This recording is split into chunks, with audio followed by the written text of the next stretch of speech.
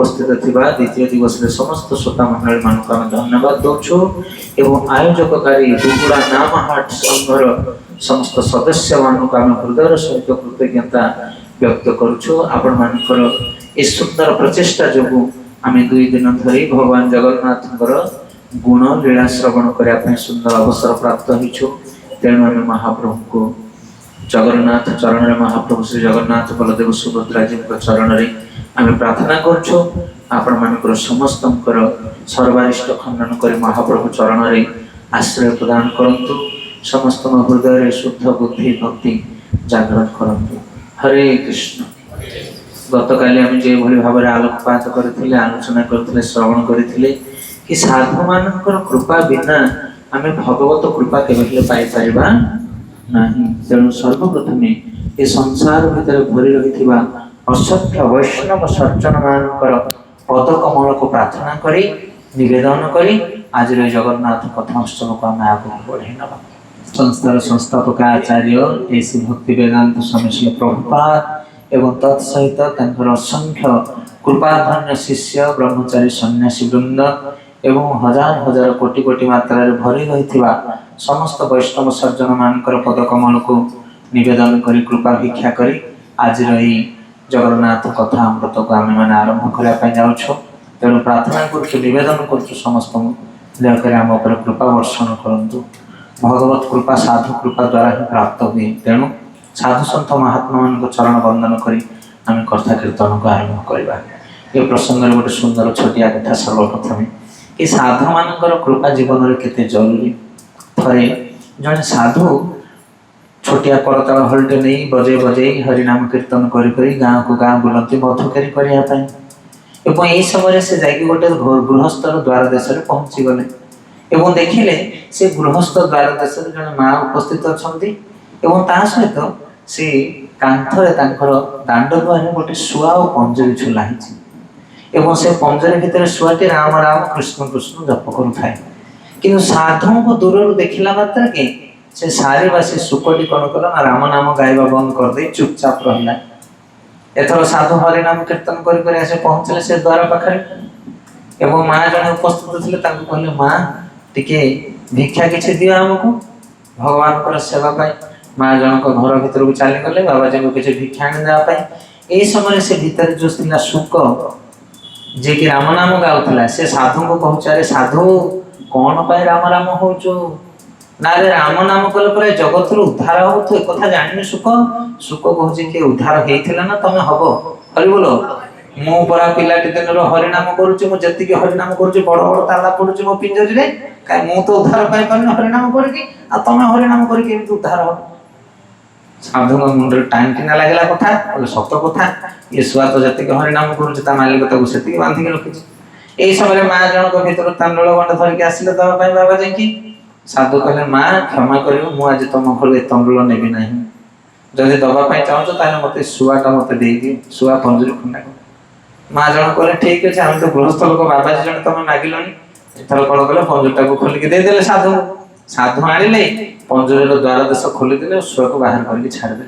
शुआ बर्तमान खोला आकाश में उड़ीगला जाकि चाल उपर बसला टीण उपर छात उपर बस कहूँ कौन साधु ना रे साधु कौन हरिनाम करेलु तू उद्धार पाइलु कौन कहतु उद्धार कर हरिनाम। शुआ कहला ना ना ना साधु एपर्यंत तुम कथाटा बुझीपारलुनि ना कौन बुझीपारे ना पिला दिन मु हरिनाम करुली किंतु मोर उद्धार हो पार नथिला। ए हरिनाम करी जतले तुम भली साधुंकर संग मु पाइली सेतले जाके पंजर उद्धार पाइली गौर प्रेमानंदे। सेतिपाई आमे जगन्नाथ को पूजा करूचे गीता भागवत पढुचे जगन्नाथ हरिनाम कीर्तन सब करूचे किंतु ताहा कार्यकारी होउनी। जतले साधु मानकर संग करवा साधु माने हमको सूत्रटा बतई देबे आ से सूत्र अनुसार जदि आमे हरिनाम करवा ताहले आमे निश्चित भाव गोविंद को प्राप्त हो पारिबा ए जगत उद्धार पाई पारिबा। तेणु शुक कहूची हे साधु तुम भली साधुंकर संग पाइबा जोगु आज मोर समस्त हरिनाम फल फली जाइछि एवं मते आज उद्धार मिलिछि। तेणु आमर भजन साधन जहा किछि आमे करूचे जदि साधु मानकर कृपा न हुए ताहले आमे भजन ठीक भाव में करि पारिबा नहीं। से साधु सन्त महात्मा मानकर आश्रय रही आम भजन करवा दरकार। कृपा करो वैष्णव ठाकुर, कृपा करो, कृपा करो वैष्णव ठाकुर, कृपा करो। संबंध जानिया भजिते भजिते, संबंध जानिया भजिते भजिते, अपराध हेउ दूर, कृपा करो वैष्णव ठाकुर, कृपा करो, कृपा करो वैष्णव ठाकुर, कृपा करो। तो आचार्य माने कहते कृपा कर वैष्णव ठाकुर, कृपा कर संबंध जानिया भजिते भजिते, अपराध हेउ दूर। आमे भी जो सेवा करुचे, जो भक्ति करुचे, जो भजन करुचे, ता भीतर सब अपराध रहुची, दोष रहुची, सेति पई फल हमकु मिलुनी। चाष कर, बेपार कर, वाणिज्य कर, जदि ठीक भाव में कार्यटा न करिवो ताले फलटा मिलिबो कि ना। जदि कार्य रे दोष रहिला, त्रुटि रहिला, ताले रिजल्ट आपनकर ठीक आसीबो नाही।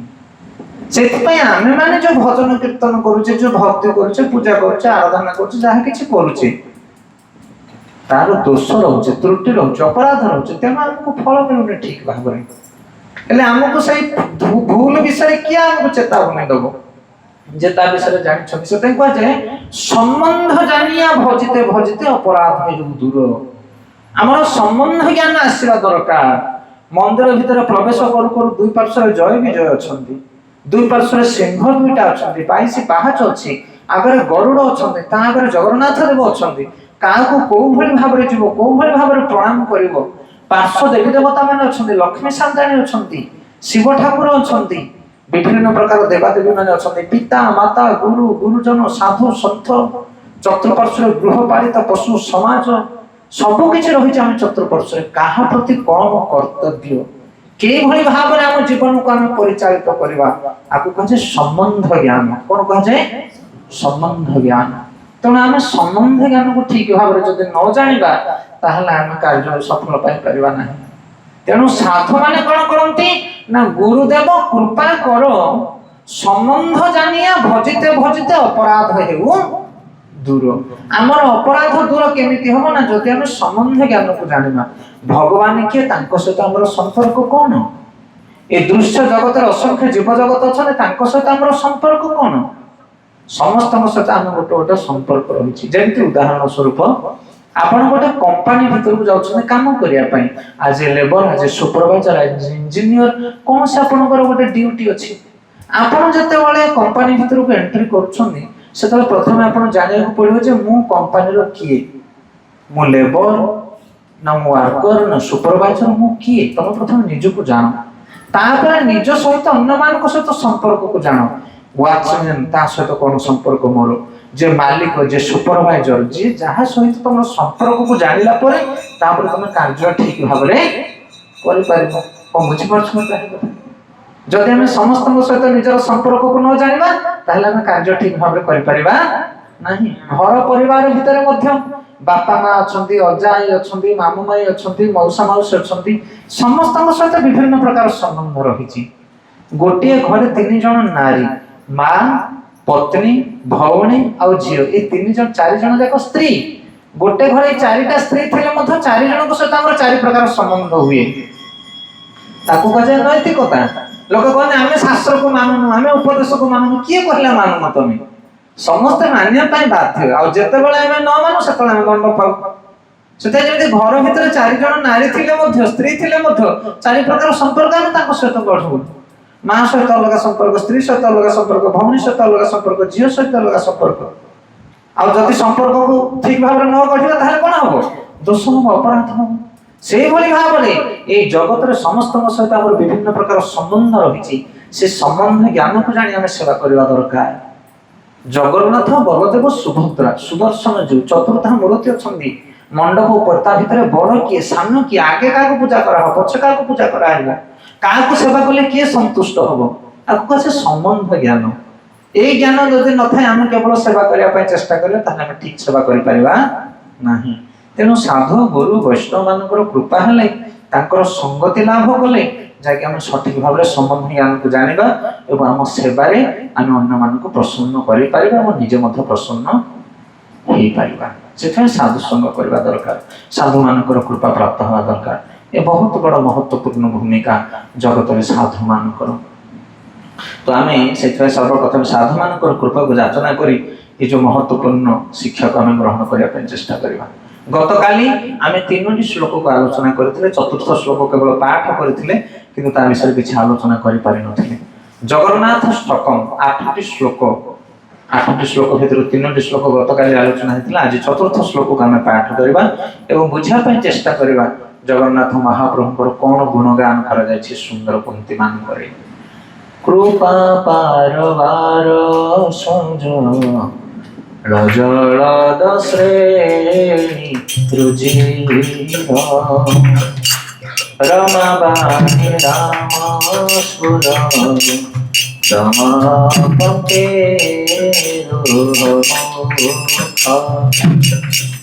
সুরেন্দ্র রাধা শ্রুতি গণশিখা গীত সহিত জগন্নাথ স্বামী নয়ন পথগামী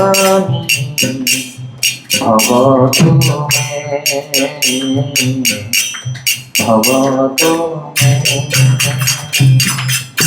ଏ ଚତୁର୍ଥ ପଂକ୍ତିରେ ଜଗନ୍ନାଥ ଅଷ୍ଟକମର ବର୍ଣ୍ଣନା କରାଯାଉଅଛି। କୃପା ପାରବାର ସଜଳ ଜଳଦ ଶ୍ରେଣୀ ରୁଚିର। କୃପାର ପାରବାର ହଉଛନ୍ତି ଜଗନ୍ନାଥ। ଆମେ ମଧ୍ୟ ବେଳେ ବେଳେ କିଛି କିଛି କାହାକୁ କୃପା କରୁ, କିନ୍ତୁ କୃପାର ସାଗର ଦୟାର ନିଧି ହଉଛନ୍ତି ଜଗନ୍ନାଥ। ସେ ଯେମିତି ଦୟା କରନ୍ତି ଜଗତରେ କେହି କାହାକୁ ଦୟା କରିପାରିବେ ନାହିଁ। ଆମେ ଜାଣିନେ ଜଗନ୍ନାଥଙ୍କ ଦୟା ବିଷୟରେ, ତେଣୁ ଏ ଜଗତରେ ଅନ୍ୟ ଦ୍ୱାରସ୍ଥ ହଉଛି, କିନ୍ତୁ ଦୟାର ଠାକୁର ହଉଛନ୍ତି ଭଗବାନ ଜଗନ୍ନାଥ। ଆଉ ଯିଏ ଥରେ ଜଗନ୍ନାଥଙ୍କ ଶରଣ ଯାଏ ତାକୁ ଆଉ ଅନ୍ୟତ୍ର ହାତ ପତେଇବା ଆବଶ୍ୟକ ପଡେନି। ଯେମିତି ଆମେ ଉଦାହରଣ ନେବା ରାମଚନ୍ଦ୍ର ମହାପ୍ରଭୁଙ୍କ କଥା। ଯେତେବେଳେ ରାମଚନ୍ଦ୍ର ମହାପ୍ରଭୁ ଲଙ୍କାର ପ୍ରବେଶ ହଉଛନ୍ତି, ସୁବଳୟା ଗିରି ଶିଖରରେ କପିଥାଟଙ୍କୁ ରଖି ରାବଣ ସହିତ ଯୁଦ୍ଧ କରିବା ପାଇଁ ବିଚାର କରୁଛନ୍ତି। ଏହି ସମୟରେ ଆସିକି ପହଞ୍ଚୁଛନ୍ତି ବା ତା ପୂର୍ବରୁ ଆସିକି ପହଞ୍ଚି ଯାଉଛନ୍ତି କିଏ? ବିଭୀଷଣ, ରାବଣର ଭାଇ ବିଭୀଷଣ। ବିଭୀଷଣ ଯେତେବେଳେ ଆସିକି ଶିବିରରେ ପ୍ରବେଶ କରୁଛି, ନିଜର ପରିଚୟ ଦଉଛି, ମୁଁ ହଉଛି ବିଭୀଷଣ, ରାବଣର ଭାଇ। ସମସ୍ତେ ଛାନିଆ ହେଇଯାଉଛନ୍ତି, ଆରେ ଇଏ ରାବଣର ଭାଇ ବିଭୀଷଣ ଆସିଛି ଆମ ପାଖକୁ, କାରଣ ସେ ତ ଶତ୍ରୁ ଆମର, ସୀତାଙ୍କୁ ହରଣ କରି ନେଇଛି ସିଏ। ତାପରେ ରାମଚନ୍ଦ୍ର ପାଖରେ ଯାଇକି ବିଭୀଷଣ ଶରଣ ପଶୁଛି, କହୁଛି ହେ ପ୍ରଭୁ ଦୟାର ସାଗର ଦୀନବନ୍ଧୁ ଶରଣ ରକ୍ଷକ, ଆପଣ ମତେ ଶରଣ ଦିଅନ୍ତୁ। ମୋ ଭାଇ ହଉଛି ମହାଦୃଷ୍ଟ, ମୁଁ ତାକୁ ବହୁତ ବୁଝେଇଲି କିନ୍ତୁ ସେ ମୋ କଥା ମାନିଲା ନାହିଁ। ଶେଷରେ ମୁଁ ତାକୁ ପରିତ୍ୟାଗ କରିକି ଆପଣଙ୍କ ଶରଣ ନେଲି। ରାମଚନ୍ଦ୍ର ମହାପ୍ରଭୁ ପଚାରୁଛନ୍ତି ସୁଗ୍ରୀବ, ଅଙ୍ଗଦ, ଯୋଉମାନେ ମୁଖ୍ୟ ହନୁମାନ, ଲକ୍ଷ୍ମଣ ସମସ୍ତଙ୍କୁ ପଚାରୁଛନ୍ତି କଣ କରିବା, ଇଏ ରାବଣର ଭାଇ ବିଭୀଷଣକୁ ଶରଣ ଦବା? କିଏ କହୁଛି ନା ନା ନା, ଅସୁର ଜାତିକି ବିଶ୍ୱାସ ନାହିଁ, ଇଏ ଛଦ୍ମରେ ଆସିକି ରହିବ, ରାତି ଅଥରେ ଆମକୁ ମାରିଦେଇକି ପଳେଇଯିବ। ପ୍ଲାନ କରିକି ଆସିଥିବ ଭାଇର କଥା ମାନିକି, ଆମେ ତାକୁ ରଖିପାରିବା ନାହିଁ। ଶତ୍ରୁକୁ ଶିବିରରେ ରଖିବା ଅସମ୍ଭବ କଥା। କିନ୍ତୁ ଶେଷରେ ରାମଚନ୍ଦ୍ର ମହାପ୍ରଭୁ ଗୋଟେ ରାୟ ଦଉଛନ୍ତି, କହୁଛନ୍ତି ମୋ ନାଁ ହଉଛି ଶରଣ ପଞ୍ଜର। ଶତ୍ରୁ ଆସିକି ଶରଣ ପଶିଲେ ମଧ୍ୟ ମୁଁ ତାକୁ ଶରଣ ଦେବି। ତାପରେ ରାମଚନ୍ଦ୍ର ମହାପ୍ରଭୁ ସାଙ୍ଗେ ସାଙ୍ଗେ କଣ କରୁଛନ୍ତି, ତାକୁ ରାଜତିଲକ ପିନ୍ଧେଇ ଦଉଛନ୍ତି ସେଇଠି। ହରିବୋଲ। ରାବଣ ମରିନି ପର୍ଯ୍ୟନ୍ତ, ଯୁଦ୍ଧ ଆରମ୍ଭ ହେଇନି, କିନ୍ତୁ ବିଭୀଷଣ କହୁଛନ୍ତି ଆଜିଠୁ ତମେ ଲଙ୍କାର ରାଜା ହେଇଗଲ। ଏମିତି ଦୟା କରିବା କଥା ଜଗତରେ କିଏ ଅଛି? ବିଚାର କରନ୍ତୁ, ଯୁଦ୍ଧ ଆରମ୍ଭ ହେଇକି ରାବଣ ମରିନି, କିନ୍ତୁ ରାମଚନ୍ଦ୍ର ମହାପ୍ରଭୁ କହୁଛନ୍ତି 100% ତମେ ଲଙ୍କାରେ ରାଜା ହବ। ଏଇ ଭରସା କିଏ ଦେଇପାରିବ ତମକୁ? ମ୍ୟାଚ ଲାଗିବା ପୂର୍ବରୁ ତମେ ବିଜୟ ହବ ବୋଲି କିଏ ତମକୁ 100% ଗ୍ୟାରେଣ୍ଟି ଦେଇପାରିବ କି? ସେ ହଉଛନ୍ତି ଜଗନ୍ନାଥ ମହାପ୍ରଭୁ। ତ ସେଇଦିନ ହିଁ ତାଙ୍କୁ ରାଜ ତିଲକ ପିନ୍ଧାଇ ଦେଲେ, କହିଲେ ଆଜିଠୁ ତମେ ଲଙ୍କେଶ୍ୱର। ରାମାୟଣ ପଢିବା ଆପଣ ମାନେ, ଏ ଯୋଉ ବାଲ୍ମୀକି ରାମାୟଣ, ସେ ସବୁବେଳେ ବିଭୀଷଣକୁ ଲଙ୍କେଶ ବୋଲି ଡାକନ୍ତି, କାରଣ ଲଙ୍କାର ରାଜା ତମେ ଆଜିଠାରୁ। ଏହି ସମୟରେ ପଚାରୁଛନ୍ତି ଜଣେ, କହୁଛନ୍ତି ପ୍ରଭୁ ତୁମେ ଯୋଉ ଲଙ୍କାର ରାଜତିଲକ ଆକୁ ପିନ୍ଧେଇଲ କାହାକୁ? ବିଭୀଷଣକୁ। ଏବେ ଯଦି ରାବଣ ଆସିକି ତମ ପାଦରେ ଶରଣ ମାଗିବ କହିବ ପ୍ରଭୁ ମତେ କୃପା କର, ତାହେଲେ ତମେ ତାକୁ କୋଉ ରାଜ୍ୟଟା ଦବ? ଏବେ ତ ଲଙ୍କାର ରାଜା କରିଦେଲ କାହାକୁ? ବିଭୀଷଣକୁ। ତାପରେ ରାମଚନ୍ଦ୍ର ମହାପ୍ରଭୁ କହିଲେ ଏ ରାବଣକୁ ମୁଁ ଅଯୋଧ୍ୟା ଦେଇଦେବି। ନା ଅଯୋଧ୍ୟା ତମ ହାତରେ ଅଛି? ଅଯୋଧ୍ୟା ତ ଏବେ କାହା ପାଖରେ ଅଛି? ଭରତ ପାଖରେ। ଭରତ ଯଦି ନ ଛାଡ଼ିବ ଅଯୋଧ୍ୟା, ତମେ କୋଉଠି ଦବ ରାବଣକୁ? ନା ରାବଣକୁ ମୁଁ ବୈକୁଣ୍ଠ ଦେଇଦେବି। ଆରେ ଓ ସେଥିପାଇଁ ସିଏ ହଉଛନ୍ତି ଦୟାର ସାଗର, ନିଜର ଶତ୍ରୁକୁ ନେଇକି ବୈକୁଣ୍ଠ ପୁରା ଦେଇଦବା। ସେଥିପାଇଁ ଏମିତି ଦୟା କି ଜଗତରେ କେହି କରିପାରିବେ ନାହିଁ। ସେ ଦୟାର ସାଗର, ଅନ୍ତ ନାହିଁ ତାଙ୍କର।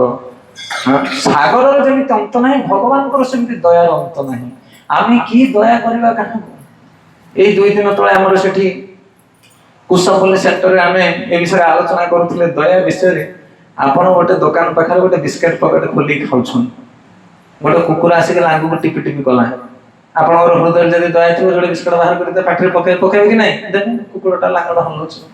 2ଟା ବିସ୍କେଟ ଖାଇଲା ପରେ ସେ ଆଉ ଥରେ ଆସିକି ଲାଙ୍ଗଡ଼ ହଲେଇବ, ଆଉ ଯୋଡ଼େ ଦେବେ? କଣ ଆସିବ?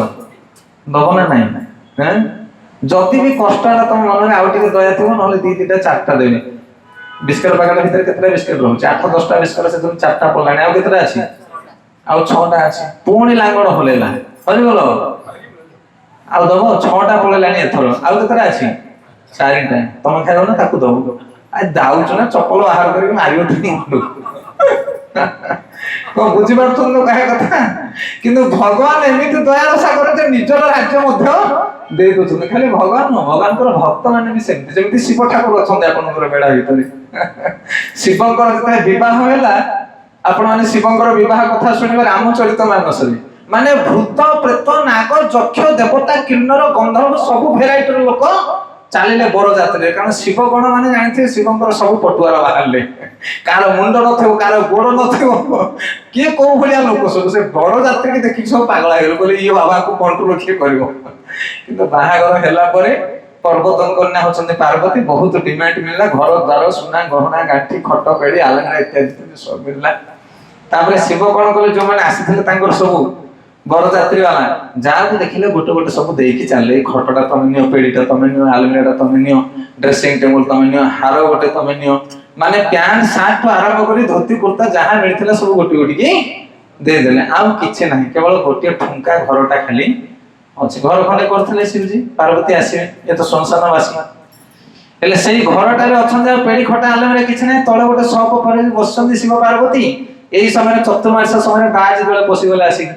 ବାବାଜୀ ଦଳେ କହିଲେ ବର୍ଷା ପାଗ ହେଲାଣି, ଏବେ ଚତୁର୍ମାସ ସମୟରେ ଗୋଟେ ଜାଗାରେ ବାବାଜୀ ମାନେ ରହନ୍ତି। କହିଲେ ବଢିଆ ନୂଆ ଘରଟା ହେଇଛି, ଏଇ ଘରେ ଚାଲ ପଶିଯିବା। ବାବାଜୀ ମାନେ ସେ ଘର ଭିତରେ ପଶିଲେ। ଶିବ ପାର୍ବତୀ ଥିଲେ, କହିଲେ କଣ ହେଲା ଆଜ୍ଞା? ମାନେ ନା ଘରଟା ଭଲ ହେଇଛି, 4 ମାସ ଆମକୁ ଯଦି ମିଳିଯାନ୍ତା ଘରଟା ଭଲ ହୁଅନ୍ତା। ନା ରୁହନ୍ତୁ, ଆମେ ଚାଲିଲୁ। ହରିବଲ। ଶିବ ସେ ଘର ଛାଡିକି ପଳେଇଲେ ଶ୍ମଶାନକୁ।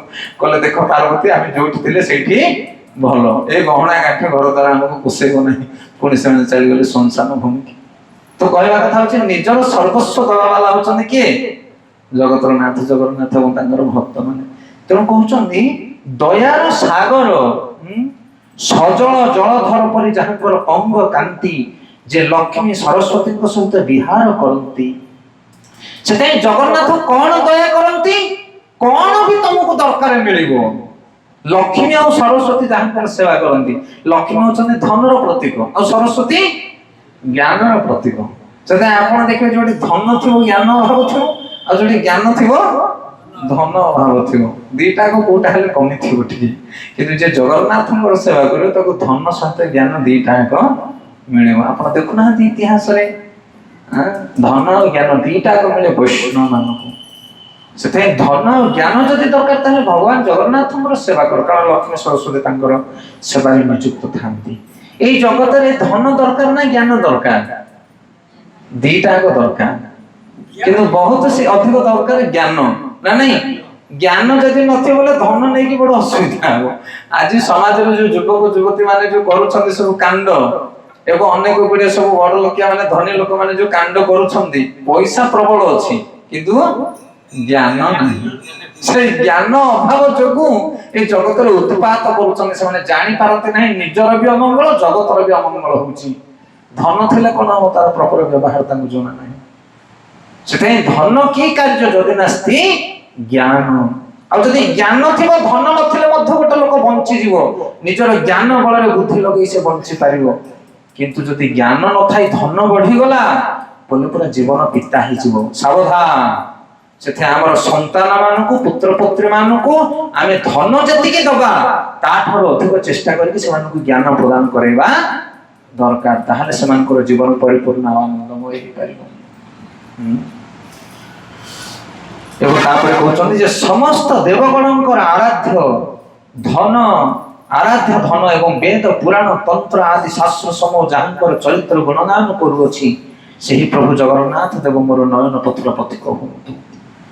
ଏଠି କେବଳ ଭକ୍ତମାନେ ଭଗବାନଙ୍କର ଗୁଣଗାନ କରୁନାହାନ୍ତି। ଏ ଜଗତରେ ଯେତେ ବେଦ ଶାସ୍ତ୍ର ପୁରାଣ ଯେତେ ଋଷି ମୁନି ସାଧୁ ସନ୍ଥ କବି ମହାତ୍ମା ମାନେ ଅଛନ୍ତି ସମସ୍ତେ ଏକାଧାରରେ ଜଗନ୍ନାଥଙ୍କର ଗୁଣଗାନ କରୁଛନ୍ତି।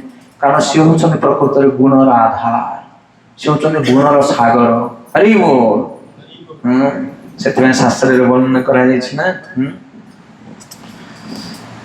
ବେଦେ ରାମାୟଣେ ଶୈବେ ପୁରାଣେ ଭାରତେ ତଥା ଆଦ୍ୟ ମଧ୍ୟ ଜନ୍ତେ ଚ ହରି ସର୍ବତ୍ର ଗୀୟତେ। ବେଦ ପୁରାଣ ଶାସ୍ତ୍ର ଉପନିଷଦ ଆପଣ ଯୋଉଥିରେ ବି ପଢୁଛନ୍ତି ପଢନ୍ତୁ, ସବୁଥିରେ ଭଗବାନଙ୍କର ଗୁଣଗାନ ଭରି ହେଇ ରହିଛି। ତେଣୁ ଜଗନ୍ନାଥଙ୍କ ସେବା ଯଦି ଜଣେ କରେ ତାହେଲେ କୃପାର ପାରବାର, ତାକୁ ଆଉ ଅନ୍ୟଠୁ କୃପା ଗ୍ରହଣ କରିବା ଦରକାର ପଡିବ ନାହିଁ। କାହିଁକି? କାରଣ ଲକ୍ଷ୍ମୀ ଆଉ ସରସ୍ୱତୀ ତାଙ୍କର ସେବାରେ ସଦା ତତ୍ପର। ଯେ ଜଗନ୍ନାଥଙ୍କ ସେବା କରିବ ଲକ୍ଷ୍ମୀ ଆଉ ସରସ୍ୱତୀ ତାଙ୍କ ପାଖରେ ରହିବେ। ଏ କଳିଯୁଗରେ ସମସ୍ତେ ଧନ ପାଇବା ପାଇଁ ବହୁତ ଆଶାୟୀ, ନାଇଁ? ସେଥିପାଇଁ ସମସ୍ତେ ଲକ୍ଷ୍ମୀ ପୂଜା ବଡ ଆରମ୍ଭରେ କରନ୍ତି। କିନ୍ତୁ ଲକ୍ଷ୍ମୀଙ୍କର ନାଁ ହଉଛି ଚଞ୍ଚଳା। ଚଞ୍ଚଳା ମାନେ କଣ? ସେ ଭାରି ଚଞ୍ଚଳ। ଆଜି ଏଇଠି ଥିବେ କାଲି ସେଇଠି ଥିବେ। ଆଜି ଯେ କୋଟିପତି କାଲି ସେ ରୋଡପତି, କାଲି ଯେ ରୋଡପତି ଆଜି ସେ କୋଟିପତି। କାରଣ ସେ ପୁରା ଚଞ୍ଚଳ ଲୋକଟି, ଚଞ୍ଚଳା ତାଙ୍କର ନାଁ। କିନ୍ତୁ ଜଗନ୍ନାଥଙ୍କର ଯଦି ଜଣେ ସେବା କରିବ ନିଷ୍ଠାର ସହିତ ସେଇ ମା ଚଞ୍ଚଳା ତମ ଘରେ ସ୍ଥିର ହେଇକି ବସିବେ। କାରଣ ଚଞ୍ଚଳା ଯେତେ ଯୁଆଡେ ଚଞ୍ଚଳ ହେଲେ ମଧ୍ୟ ସ୍ୱାମୀ ପାଖ ଆସିବା ପାଇଁ ବାଧ୍ୟ। ସେଥିପାଇଁ ଜଗନ୍ନାଥଙ୍କ ସେବା ଯିଏ କରିବ ଚଞ୍ଚଳା ତାଙ୍କୁ ଛାଡିକି କୁଆଡେ ଯାଇପାରିବେ ନାହିଁ। ପରବର୍ତ୍ତୀ ଶ୍ଲୋକ ନମ୍ବର 5। ରଥାରୂଢ ଗଚ୍ଛନ୍ପଥି ମିଳିତ ଭୂଦେବ ପଟରେ শ্রুতি প্রাদুর্ভাবং প্রতি পদমোপকর্ণ সদায় দয়া সিন্ধু বন্ধু সকল জগত সিন্ধু সদয় জগন্নাথ স্বামী নয়ন পথগামী ভবতু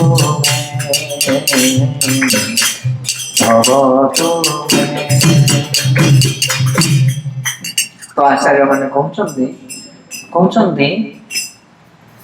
ରଥରେ ଆରୋହଣ କରି ଗମନ କରୁଥିବା ବେଳେ ପଥ ମଧ୍ୟରେ ବ୍ରାହ୍ମଣଗଣ ଯାହାଙ୍କର ସ୍ତବଗାନ କରିଥାନ୍ତି ଏବଂ ସେହି ସ୍ତବ ଶ୍ରବଣ କରି କରି ଯିଏ ପଦେ ପଦେ ପ୍ରସନ୍ନ ହୁଅନ୍ତି, ଯେ ଦୟାର ସାଗର, ଯେ ନିଖିଳ ଜଗତର ବନ୍ଧୁ ଏବଂ ଯେ ସମୁଦ୍ର ପ୍ରତି ସଦୟ ହୋଇ ତଦ୍ରୂପ କୂଳେ ବିରାଜମାନ ସେହି ପ୍ରଭୁ ଜଗନ୍ନାଥ ଦେବଙ୍କର ନୟନ ପଥର ପଥିକ ବନ୍ଧୁ। ପୂର୍ବ ଶ୍ଲୋକରେ କହୁଛନ୍ତି କି ସେ ହେଉଛନ୍ତି କୃପାର ପାରବାର, କୃପାର ସାଗର, ଆଉ କଣ ନା ସଜଳ ଜଳଦ ଶ୍ରେଣୀ ରୁଚିର ପଙ୍କେ ରୁହ ମୁଖ। ପଙ୍କେ ରୁହ ମୁଖ ମାନେ କଣ? କହୁଛନ୍ତି ପଦ୍ମ ପୁଷ୍ପ ଭଳିଆ ଜଗନ୍ନାଥଙ୍କର ମୁଖଟା, ସୁନ୍ଦର ମୁଖମଣ୍ଡଳ। ଜଗନ୍ନାଥଙ୍କର ଅଙ୍ଗକୁ, ଭଗବାନଙ୍କର ଅଙ୍ଗକୁ ପଦ୍ମ ପୁଷ୍ପ ସହିତ ତୁଳନା କରାଯାଏ। କାହିଁକି? କାରଣ ଏଇ ଜଗତରେ ସବୁଠାରୁ ସୁନ୍ଦର ହଉଛି ପଦ୍ମ ପୁଷ୍ପ, ଆଉ ଭଗବାନଙ୍କର ସବୁ ଅଙ୍ଗ ମାନଙ୍କୁ ପଦ୍ମ ପୁଷ୍ପ ସହିତ ତୁଳନା କରାଯାଏ। ଯେମିତି କୁନ୍ତୀ ମହାରାଣୀ କହୁଛନ୍ତି ନମସ୍ତେ ପଙ୍କଜନାଭାୟ ନମସ୍ତେ ପଙ୍କଜମାଳିନେ ନମସ୍ତେ ପଙ୍କଜାଙ୍ଘ୍ରାୟ ନମସ୍ତେ ପଙ୍କଜାଙ୍ଘ୍ରାୟ ନମଃ ପଙ୍କଜମାଳିନେ ନମଃ ପଙ୍କଜ ନେତ୍ରାୟ। ଭଗବାନଙ୍କର ଆଖି ପଦ୍ମ ଭଳିଆ, ତାଙ୍କ ଗଳାରେ ପଦ୍ମ ପୁଷ୍ପ, ତାଙ୍କର ପାଦ ହଉଛି ପଦ୍ମ ଭଳିଆ, ଅତି ସୁନ୍ଦର ରୂପ ତାଙ୍କର, କମନୀୟ ରୂପ, ପଦ୍ମ ପୁଷ୍ପ ଭଳିଆ ସମସ୍ତ ଅଙ୍ଗ ପ୍ରତ୍ୟଙ୍ଗ ତାଙ୍କର। এই ଶ୍ଲୋକରେ କହୁଛନ୍ତି ଜଗନ୍ନାଥ କଣ କରନ୍ତି ନା କୃପା ଏମିତି କରନ୍ତି ଜଗତବାସୀକୁ। ରଥ ଉପରେ ଆରୋହଣ କରି ସେ କଣ କରନ୍ତି, ମନ୍ଦିରରୁ ବାହାରିକି ଗତି କରନ୍ତି ରଥଯାତ୍ରାରେ। ଆଉ ବ୍ରାହ୍ମଣ ମାନେ, ବୈଷ୍ଣବ ମାନେ ତାଙ୍କର ଗୁଣଗାନ କରନ୍ତି। ସେଇ ଗୁଣଗାନକୁ ଶ୍ରବଣ କରି କରି ପଦେ ପଦେ ସେ ଆଗକୁ ଗତି କରନ୍ତି। বিশ্বম্বর জগন্নাথ কি চড়াইতে পারে, আপন ইচ্ছারে চালে আপন বিঘরে। বিশ্বম্বর জগন্নাଥ, ଜଗନ୍ନାଥ ହଉଛନ୍ତି ବିଶ୍ୱର ଠାକୁର। ତାଙ୍କୁ କିଏ ଭିଡ଼ିକି ଆଗକୁ ନେଇପାରିବେ ନାହିଁ। ସେ ନିଜ ଇଚ୍ଛାରେ ରଥଯାତ୍ରାରେ ଆଗକୁ ଗତି କରନ୍ତି, ନିଜ ଇଚ୍ଛାରେ ରହନ୍ତି, ନିଜ ଇଚ୍ଛାରେ ଚାଲନ୍ତି। କିଛି ସାଧାରଣ ଲୋକମାନେ କହନ୍ତି ଏ ପଣ୍ଡା ମାନେ ନାଟ କରୁଥିବେ, ବା ନିଜ ଇଚ୍ଛାରେ ରଖି ଦଉଛନ୍ତି ପଣ୍ଡା ମାନେ, କହୁଛନ୍ତି ଜଗନ୍ନାଥଙ୍କ ଇଚ୍ଛା ନାହିଁ। ସେମିତି ନୁହେଁ ଆଜ୍ଞା, ଜଗନ୍ନାଥଙ୍କ ଇଚ୍ଛା କାମ କରେ, ସାଧାରଣ ଲୋକ କଥା ବୁଝିପାରିବେ ନାହିଁ। ଦିନକର ଘଟଣା, ଗୋଟେ ବର୍ଷ ଏମିତି ହେଲା, ଏ ଯୋଉ ଯେ ଗଜପତି ରାଜା ଅଛନ୍ତି ଆମର ପୁରୀର, ତାଙ୍କୁ ଆଉ ଡକା ଗଲାନି। କଣ ବୁଝିପାରିଲେ କାହା କଥା? କହିଲେ କଣ ପାଇଁ ରାଜାଙ୍କୁ ଡାକିବ, ତାଙ୍କୁ ଏତେ ସେବା ଦିଆଯାଉଛି, ଏତେ ଦକ୍ଷିଣା ଦିଆଯାଉଛି, ଆମେ ରଥକୁ ଟାଣି ନବା। ହରିବୋଲ, ରାଜାଙ୍କୁ ଡାକିବା ଦରକାର ନାହିଁ। ପ୍ରଶାସନ ଯେଭଳି ଯେତେବେଳେ ଏଭଳି ଭାବରେ ନିୟମ କଲେ, ରାଜା କଣ କରିବେ? ରାଜା ଚୁପଚାପ ହେଇକି ରହିଗଲେ। କିନ୍ତୁ ଜଗନ୍ନାଥଙ୍କର ପରମ ଭକ୍ତ ହଉଛନ୍ତି ରାଜା, ନା ନାଇଁ? ଗଜପତି ମହାରାଜାଙ୍କର ଅନେକ କୀର୍ତ୍ତି ରହିଛି। ପଦ୍ମାବତୀକୁ ହରଣ ସମୟରେ କିଭଳି ଭାବରେ ଜଗନ୍ନାଥ ବଳଦେବ ଯାଇକି ଯୁଦ୍ଧ କରିଥିଲେ, କାଞ୍ଚି ଅଭିଯାନ ସମୟ କଥା ଆପଣମାନେ ଜାଣିଥିବେ। ତ ଯେତେବେଳେ ରାଜାଙ୍କୁ ନ ଡକାଗଲା, ପ୍ରଶାସନ ମାନେ ନ ଡାକିଲେ, ରାଜାଙ୍କର ଛେରା ପହଁରା କାର୍ଯ୍ୟ ନହେଲା, ସେତେବେଳେ ଜଗନ୍ନାଥଙ୍କ ରଥ ଉପରେ କେହି ଚଢେଇ ପାରିଲେ ନାହିଁ। ଜଗନ୍ନାଥଙ୍କୁ ରଥ ଉପରେ ଚଢେଇ ପାରିଲେ ନାହିଁ ପଣ୍ଡା ମାନେ। ଯେତେ ଚେଷ୍ଟା କଲେ ଦଇତାପତି ମାନେ, ଯେତେ ଚେଷ୍ଟା କଲେ ପ୍ରଶାସନ ଗଲା, ହାତୀ ଆଣିକି ଭିଡା ଗଲା, ତଥାପି ଜଗନ୍ନାଥଙ୍କ ଉପରେ ଚଢେଇ ପାରିଲେ ନାହିଁ। ଯେତେ ପ୍ରୟାସ କରୁଛ କରିଯାଅ। ଶେଷରେ ସମସ୍ତେ ଜାଣିପାରିଲେ ଯେ ଆମର ଅପରାଧ ହୋଇଛି, ଆମେ ରାଜାଙ୍କୁ ନିମନ୍ତ୍ରଣ କରିବା।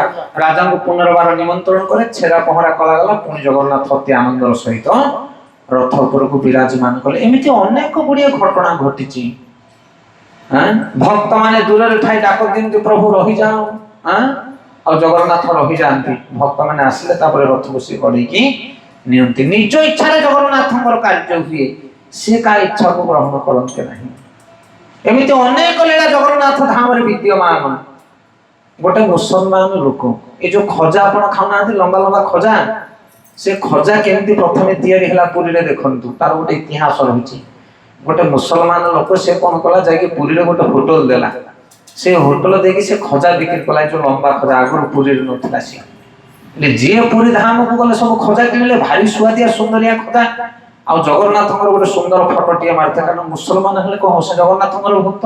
ଏମିତି ଅନେକ ମୁସଲମାନ ଅଛନ୍ତି ଯେଉଁମାନେ ଜଗନ୍ନାଥଙ୍କର ଭକ୍ତ ଅଛନ୍ତି। ଯେମିତି ଭକ୍ତ ସାଲୁ ବେଗ, ତ ଇଏ କଣ କରେ ନା, ଖାଜା ସବୁବେଳେ ତିଆରି କରିକି ଦିଏ। ପଣ୍ଡା ଫଣ୍ଡାଠୁ ନେଇକି ସମସ୍ତେ ଖାଇବାରେ ଲାଗିଲେ। ସୁନ୍ଦର ଖଜା, ଲମ୍ବା ଲମ୍ବା, ଦେଖିବା ପାଇଁ ଯେମିତି ଖାଇବା ପାଇଁ ସେମିତି ମୁସମୁସିଆ ଖଜା ମାନେ। ହେଲେ ଜଗନ୍ନାଥ ଭିତରେ ବସିକି ଭାବୁଛନ୍ତି, ଶ୍ରୀମନ୍ଦିର ଭିତରେ, କହିଲେ ମୋର ଭକ୍ତ ମାନେ ସବୁ ଖାଇଲେ ଖଜା, କିନ୍ତୁ ମନ୍ଦିର ଭିତରକୁ ମୋର ଆସିଲାନି। ହରିବୋଲ, ସେ ତ ବଡ ଖିଆ ଲୋକ, କହିଲେ କଣ ଗୋଟେ ପ୍ଲାନ କରିବାକୁ ପଡିବ। ହେଲେ ଇଏ ଯେ ଖଜା ବନେଇବା ଲୋକ, ସେ ତ ଭଗବାନଙ୍କର ଭାରି ଭକ୍ତ, ଜଗନ୍ନାଥଙ୍କ ଭକ୍ତ। ରାତି ଅଧରେ ତାକୁ ସ୍ୱପ୍ନ ହେଲା, କହିଲେ ହରେ ଖଜା ବାଣ୍ଟୁଛୁ ଜଗତ ଯାକ, ମୋ ପାଇଁ ଟିକେ ଖଜା ପଠାନ୍ତୁନି। ଇଏ ହାତକୁ ଯୋଡ଼ିଲା, କହିଲା ପ୍ରଭୁ କେତେ ଖଜା ଦରକାର, କେମିତିଆ ଖଜା କୁହ। ତାପରେ ଜଗନ୍ନାଥ ତାକୁ କହିଲେ, ଭଲ କିନି ଖଜା ଗୋଟେ ବୋଝ, କାଲି ସକାଳୁ ନେଇକି ମନ୍ଦିର ଭିତରକୁ ମୋର ଆସିବ। ଇଏ ବଡ ଆନନ୍ଦରେ ସକାଳୁ ପାହାନ୍ତିଆରୁ ଉଠି ବଢିଆ ବଢିଆ ସୁନ୍ଦର ସୁନ୍ଦର ଖଜା ଭଲ ବାଗେଇକି ବନେଇକି ଗୋଟେ ଝୁଳି ଧରିକି ଚାଲିଲା ଶ୍ରୀମନ୍ଦିର ଆଗକୁ। ପଣ୍ଡା ମାନେ କହିଲେ, ହେ ହେ ହେ ହେ, କୁଆଡେ ମାଡି ଆସୁଛୁ ଇଆଡେ, ମନ୍ଦିର ଭିତରେ ଅଲଗା ଜିନିଷ ହେଲା ନାହିଁ, କୁଆଡେ ପଶି ଆସୁ ଖଜା ଧରିକି, ଜାତି ଗୋତ୍ର ଠିକଣା ନାହିଁ। ଇଏ କହିଲା, ଦେଖ ଭାଇ, ଜଗନ୍ନାଥ ମତେ ଆଦେଶ ଦେଇଛନ୍ତି ଖଜା ଖାଇବାକୁ, ତାଙ୍କର ଇଚ୍ଛା। ନହେଲେ ଖଜା ଖାଇବାକୁ ଇଚ୍ଛା ଥିଲେ ଜଗନ୍ନାଥଙ୍କର ଆମକୁ କହନ୍ତେନି, ଆମେ ଏତେ ସବୁ ସେବକ ମାନେ ଅଛୁ, ତତେ କହିଦେଲେ ଜଗନ୍ନାଥ। ଯାଉଛୁ ନା ଏଠି ଧରି, ତାକୁ ଠେଲା ପେଲା ଲାଗିଲା। ହରିବୋଲ, ଇଏ ପଣ୍ଡା ମାନେ ଆଉ ଏ ଯୋଉ ପୂଜାରୀ ମାନେ, ଯୋଉ ଚତୁର୍ପାର୍ଶ୍ୱରେ ଅଛି ମାନେ ସବୁ ଜଗୁଆଳି, ଆଉ ଇଏ ଠେଲି ପଶୁଛି। ଜଗନ୍ନାଥ ଆଦେଶ ଦେଇଛନ୍ତି ମତେ, କାହାକୁ ଡର ମୋର। ଠେଲା ଠେଲି ଭିତରେ ଖଜାଟା ତଳେ ପଡିଗଲା, ବୋଝେ ଖଜା। ଯେତେବେଳେ ତଳେ ପଡିଗଲା, ବଡ ଦାଣ୍ଡର ଗୋଟେ ବିଶାଳ କାଳିଆ କୁକୁର ଆସିଲା, ପକେଇଲା ପାଟି, ତା ଭିତରେ 5-6ଟା ଖଜା ଧରିକି ଧାଇଲା ମନ୍ଦିର ଭିତରୁ। ଗୋଡେଇଲା ତା ପଛରେ, ଏଇ କୁକୁର ପଶିଗଲା ମନ୍ଦିର ଭିତରେ। ତା ପଛରେ ଧାଇଁଛନ୍ତି, ସେ କୁକୁର ସିଧା ଯାଇକି ଶ୍ରୀମନ୍ଦିର ଭିତରେ ଗମ୍ଭୀରା ଭିତରେ ହରିବୋଲ ପୁରା ପଶିଲା ତା ଭିତରେ। ଆଉ ଗୋଡେଇଛନ୍ତି ପଣ୍ଡା ପକେଇଲେ, ଆଉ କେହି ତାକୁ ଧରି ପାରିଲେ ନାହିଁ। କହିଲେ, ଆରେ କଣ କୁକୁର ପଶିଗଲା ଗମ୍ଭୀରା ଭିତରେ। ଯାଇକି ଗମ୍ଭୀରା ଭିତରେ ଦେଖିଲା, ସବୁ କୁକୁର ନା ଫୁକୁର। କିଏ ସେ? ହରିବୋଲ। କହିଲେ, ତମେ କାହାକୁ ନେଇକି, ସେ ଯୋଉଟେ ଚାହିଁଲେ ଉଠିକି ନେଇଯିବ। ଆଉ ସେଇଦିନ ହିଁ ପଣ୍ଡା ବଡ ପଣ୍ଡାକୁ ସ୍ୱପ୍ନାଦେଶ ହେଲା, ଏଇ ଖଜା ପ୍ରତିଦିନ ମୋର ଶୁଖିଲି ଭୋଗରେ ଲାଗିବ। ସେଇଦିନ ଠାରୁ ଖଜା ଆରମ୍ଭ ହେଇଗଲା। ଗୌର ପ୍ରେମାନନ୍ଦେ। ଏମିତି ଅନେକ ଅନେକ ଘଟଣା। କରମା ବାଇର ଖିଚିଡି କଥା ଆପଣମାନେ ଜାଣିଥିବେ।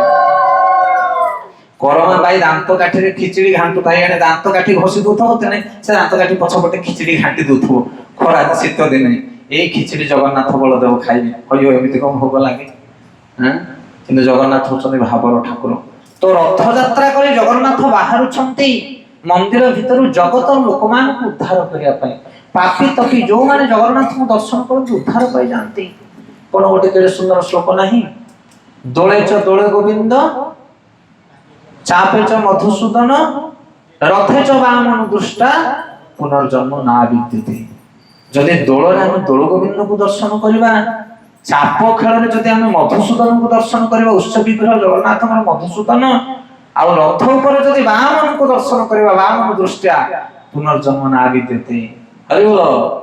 ରଥଯାତ୍ରାର ଏତେ ମହିମା ରହିଛି, କହିଲେ ସକାଳ ପାଇଯିବ। ଗୋଟେ 7 ଦିନ କଥା ହବ ଜଗନ୍ନାଥଙ୍କ ରଥଯାତ୍ରା କଥା।